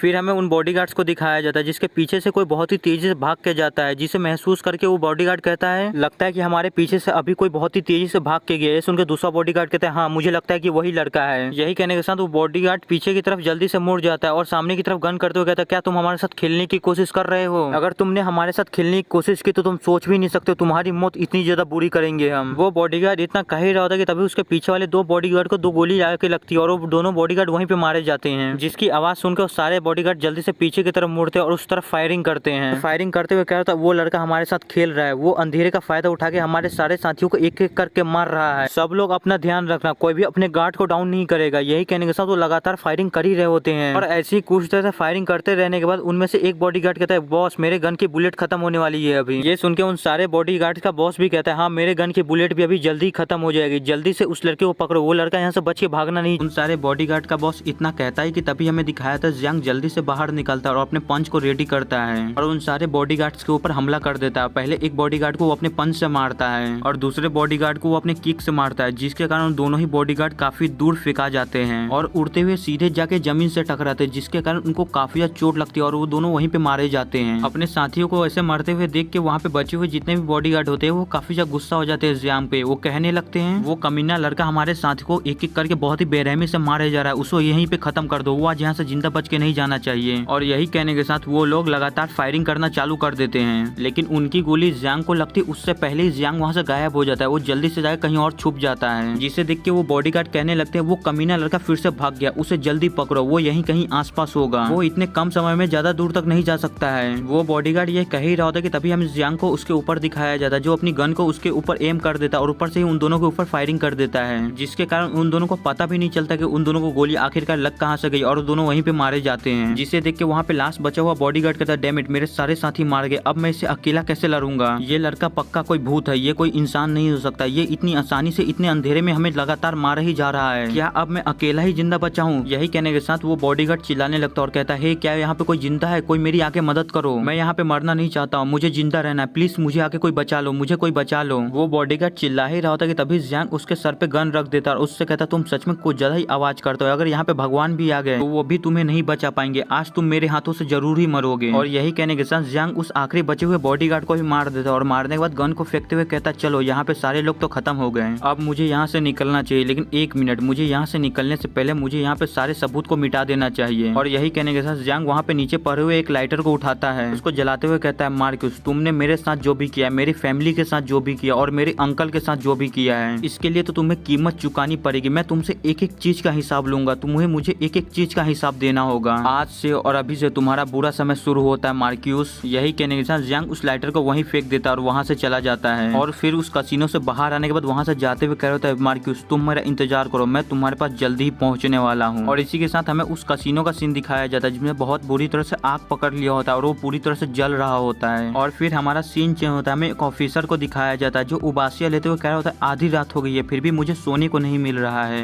लेकिन तभी उसे पीछे से आवाज आती है सर्जेंट मुझे आपको कुछ बताना। ये सुन के जब वो टकला ऑफिसर पीछे घूम के देखता है तो हमें दिखाया जाता है वहाँ पे एक दूसरी लेडी ऑफिसर आती है और उस टकले ऑफिसर से कहती है मैंने सारी इन्वेस्टिगेशन कर ली है सर, और हमें इन्वेस्टिगेशन में ये पता चला है कि यहाँ पे जितनी भी सारी चीजें हुई है, यहाँ पे जितने भी सारे लोग मरे हैं वो सिर्फ एक चाइनीज इंसान ने किया है। ये सुन के वो टकला ऑफिसर कहता है ऐसा कुछ भी नहीं है, ये सिर्फ एक एक्सीडेंट है, फाइल को क्लोज कर दो, यहीं पे इस केस को रफा दफा करो। फिर लेडी ऑफिसर कहती है क्या एक्सीडेंट, ऐसा हो ही नहीं सकता, यहाँ दर्जनों में लोग जल के मारे गए हैं, ये कोई एक्सीडेंट नहीं है, इस चीज को किसी ने जानबूझ के किया है। ये सुन के वो टकला ऑफिसर वहाँ से जाते हुए कहता है तुम अभी अभी यहाँ पे भर्ती हुई हो और तुम इतनी जल्दी इतने बड़े केस को इन्वेस्टिगेशन करना चाहती हो, तुम्हें पता भी नहीं है कि यहाँ पे क्या चल रहा है, इसलिए इतनी रेकलेसली एक्ट मत करो, जैसा कि मैंने कहा वैसा ही करो। फिर वो लेडी ऑफिसर कहती है आखिरकार यहाँ चल क्या रहा है, वो मुझसे कुछ छुपाना तो चाहते हैं, इतना तो मुझे पता चल ही रहा है, आखिर को वो चाहते क्यों है कि ये केस रफा दफा हो जाए, यहाँ कुछ तो ऐसा हो रहा है जिसके बारे में मुझे नहीं पता है, उसके बारे में मुझे पता लगाना ही होगा। लेकिन मुझे एक चीज समझ नहीं आ रही है उस चाइनीज मैन का ओरिजिन क्या है और वो इस सारी चीजों को ऐसे क्यों कर रहा है। और इसी के साथ हमारा सीन चेंज होता है, हमें एक विला का सीन दिखाया जाता है। इस विला के ऊपर एक इंसान खड़े होकर फोन से बात करते हुए कह रहा होता है थैंक यू सर्जेंट, आपने मेरे केस को रफा दफा कर दिया, आपके हार्ड वर्क के लिए शुक्रिया। और यही कहने के साथ वो कॉल को काट देता है और हमें दिखाया जाता है उन सारे बॉडीगार्ड का बॉस उसके पीछे जख्मी हालत में बैठा हुआ होता है। आगे वो बंदा बॉडीगार्ड के बॉस से पूछता है तुम्हारे सारे साथी मार गए तो आखिरकार तुम कैसे जिंदा बच गए। ये सुन के वो बॉडीगार्ड का बॉस कहता है मैंने बस वहाँ पे मरने का नाटक किया जिसके कारण मैं वहाँ से जिंदा बच के आ पाया और आपको ये सारी चीजें रिपोर्ट कर पाया। ये सुन के वो दूसरा बंदा कहता है अच्छा ऐसा है क्या, ये कितनी अफसोस की बात है, तुम वहाँ से जिंदा बच के आ गए लेकिन तुम यहाँ से जिंदा वापस नहीं जा पाओगे, क्योंकि मुझे बाहर की दुनिया वालों को बस यही दिखाना है कि वहाँ पे जो कुछ भी हुआ था वो सिर्फ एक एक्सीडेंट था, इसलिए लिए मुझे सारे गवाहों को खत्म करना होगा। अगर मैंने तुम्हें यहाँ पे जिंदा छोड़ दिया तो मुझे हमेशा डर रहेगा कि तुम कहीं बाहर वालों को सच्चाई न बता दो, इसलिए तुम्हें यहाँ पे खत्म होना ही होगा। और यही कहने के साथ वो बंदा अपने सारे आदमियों से ऑर्डर कहता है इस इंसान को खत्म करो और जल्दी से जल्दी उस चाइनीज इंसान को ढूंढो। ये सुनते ही वहाँ पे जितने भी खड़े लोग होते हैं वो उस बॉडीगार्ड को पकड़ लेते हैं, जिसे देख के वो बॉडीगार्ड चिल्लाने लगता है, सर आपके लिए मैंने इतना कुछ किया, मैं आपके लिए इतना ज्यादा लॉयल था, मैं वहाँ से जिंदा बच जाने के बाद भी वहाँ से भागा नहीं, मैं आपके पास इस चीज को रिपोर्ट करने के लिए आया, आप मेरे साथ ऐसा कर रहे हैं। लेकिन वो बंदा उसकी बातों को पूरी तरह से इग्नोर कर देता है और वहाँ से चुपचाप चला जाता है। और उस बंदे के वहाँ से जाते ही वहाँ पे जितने भी खड़े लोग होते हैं वो उस बॉडीगार्ड को उस विला के ऊपर से नीचे फेंकने के लिए तैयार हो जाते हैं। और हमें दिखाया जाता है उस विला के नीचे एक स्विमिंग पूल होता है जिसमें काफी सारे मगरमच्छ होते हैं और उसी मगरमच्छ वाले स्विमिंग पूल में वो सारे बंदे उस बॉडीगार्ड को फेंक देते हैं और वो बॉडीगार्ड चिल्लाते चिल्लाते उस स्विमिंग पूल में गिर जाता है। और इसी के साथ वो बॉडीगार्ड का किस्सा वहीं पे खत्म हो जाता है, वो बॉडीगार्ड वहीं पे मारा जाता है। और इसी के साथ हमारा सीन चेंज होता है, हमें दूसरे वर्ल्ड का सीन दिखाया जाता है जहाँ पे जियांग एक मॉन्स्टर को मार दिया होता है और उस मॉन्स्टर को देखते हुए कह रहा होता है अब मुझे इन लो लेवल मॉन्स्टर को मारने में बिल्कुल भी कोई मुश्किल नहीं हो रही है। इन लो लेवल मॉन्स्टर को मारना मेरे लिए इतना ज्यादा आसान हो गया है कि मुझे लगता है कि मैं कोई सब्जी काट रहा हूँ। और जियांग के इतना कहने के साथ ही हमें दिखाया जाता है उस मॉन्स्टर की एनर्जी जियांग के सीधे सर में जाने लगती है, जिसे देख के जियांग कहता है आखिरकार ये क्या है, मेरे सर पे आखिरकार ये निशान कैसे आया और ये निशान इस एनर्जी के साथ रिएक्ट कर रहा है। जियांग इतना कहता है कि तभी उसके सामने उसका स्टेटस विंडो खुल जाता है, जिसे देख के वो कहता है मेरी एजिलिटी और मेरी फिजिक बढ़ी है, इस बार मैंने कम से कम 7 या 8 इस नरभक्षी फ्लावर मॉन्स्टर को मारा होगा, लेकिन मेरी स्टेटस विंडो कुछ ज्यादा बढ़ नहीं रही है। जियांग ये सब सोच ही होता है कि तभी उसके स्टेटस विंडो के नीचे जस्ट एक छोटा सा स्टेटस विंडो खुलता है और उसे बताया जाता है फ्लैश एट्रीब्यूट 0.2 से प्रोसेस में है, जिसे देख के जियांग हैरान होते हुए अपने मन में सोचता है एक नया एट्रीब्यूट, लगता है कि ये एट्रीब्यूट इस ड्रीम वर्ल्ड से रिलेटेड है। जियांग इतना सोचता ही है, लेकिन तभी उसके सामने फिर से उसका स्टेटस विंडो पॉपअप होता है। जियांग को बताया जाता है आपको एक ग्रीन आर्मर मिला है, जिसे देख के जियांग सोचता है क्या मुझे फिर से एक नई चीज मिली, आखिरकार ये ग्रीन आर्मर क्या है। वो इतना सोचता ही है कि तभी उसकी स्किन पे फिर से वही मार्क अपेयर होना चालू हो जाते हैं, जिसे देख के कहता है नहीं नहीं फिर से नहीं, मैं फिर से कोई फ्लावर मॉन्स्टर में कन्वर्ट नहीं होना चाहता हूँ, मुझे जल्दी से इस चीज के सामने रजिस्ट करना होगा, मुझे इस चीज को अपने ऊपर हावी होने नहीं देना होगा। जियांग इतना कहता ही कि तभी उसे काफी ज्यादा दर्द होने लगता है और दर्द में चिल्लाने लगता है, लेकिन तभी कुछ ही देर में उसका दर्द गायब हो जाता है, जिसके कारण वो काफी ज्यादा हैरान हो जाता है। फिर वो अपने आप को देखते हुए कहता है क्या वो चला गया, फिर से मेरे शरीर पे वो मार्क नहीं आ रहे हैं, क्या ये चीज उस ग्रीन आर्मर के कारण हुआ है क्या, ऐसा है तो चलो टेस्ट किया जाए आखिरकार मेरी नई पावर है कैसी और कितनी ज्यादा पावरफुल है और ये ग्रीन आर्मर दिखता कैसा है। और यही कहने के साथ जियांग अपने ग्रीन आर्मर को एक्टिवेट करना चालू कर देता है और कह रहा होता है मैं बस सुपर हीरो बनने के एक कदम दूर हूँ। यही कहने के साथ हमें दिखाया जाता है जियांग के दोनों हाथों पे ग्लव्स आ जाते हैं, मतलब कोई आर्मर आ जाता है, जिसे देख के जियांग काफी ज्यादा डिसअपॉइंट हो जाता है और कहता है क्या ये है ग्रीन आर्मर, मुझे तो लगा था कि मेरे पूरे शरीर पे आर्मर आएगा लेकिन सिर्फ मेरे हाथ पे ही क्यों आया है। लेकिन मुझे इस ग्रीन आर्मर को देख के ऐसा लग रहा है कि ये ग्रीन आर्मर उस नरभक्षी फ्लावर मॉन्स्टर से रिलेटेड है। जियांग इतना कह ही रहा होता है कि तभी वो किसी चीज के प्रेजेंस को सेंस करके काफी हैरान हो जाता है। वो कहते हैं आखिरकार ये कितनी ज्यादा पावरफुल प्रेजेंस है, आखिरकार ये किसकी प्रेजेंस है। और यही कहने के साथ जियांग जल्दी से पीछे मुड़ के देखता है तो हमें दिखाया जाता है वहाँ पे एक वुल्फ मॉन्स्टर होता है जो उसके सामने ही आ गया होता है और उस वुल्फ मॉन्स्टर के अंदर से काफी सारी एनर्जी और प्रेशर रिलीज हो रहा होता है, जिसे देख के जियांग अपने मन में सोचता है क्या एक ब्लड आई वुल्फ ये यहाँ पे क्या कर रहा है, लेकिन ये तो कितना ज्यादा अच्छा है, मुझे अभी अभी एक नई पावर मिली है और अभी अभी मेरे सामने इतना हाई लेवल का मॉन्स्टर आ गया है। मुझे इस वुल्फ मॉन्स्टर को देख के काफी ज्यादा खुशी हो रही है, चलो अब इस वुल्फ मॉन्स्टर पे मैं अपनी नई पावर को टेस्ट कर पाऊंगा। और इसी के साथ आज का हमारा ये एपिसोड यहीं खत्म होता है। वीडियो पसंद लाइक कर दीजिए, नहीं है फिर लाइक कर दीजिए और चैनल को सब्सक्राइब कर दीजिए। Thank you for watching, bye.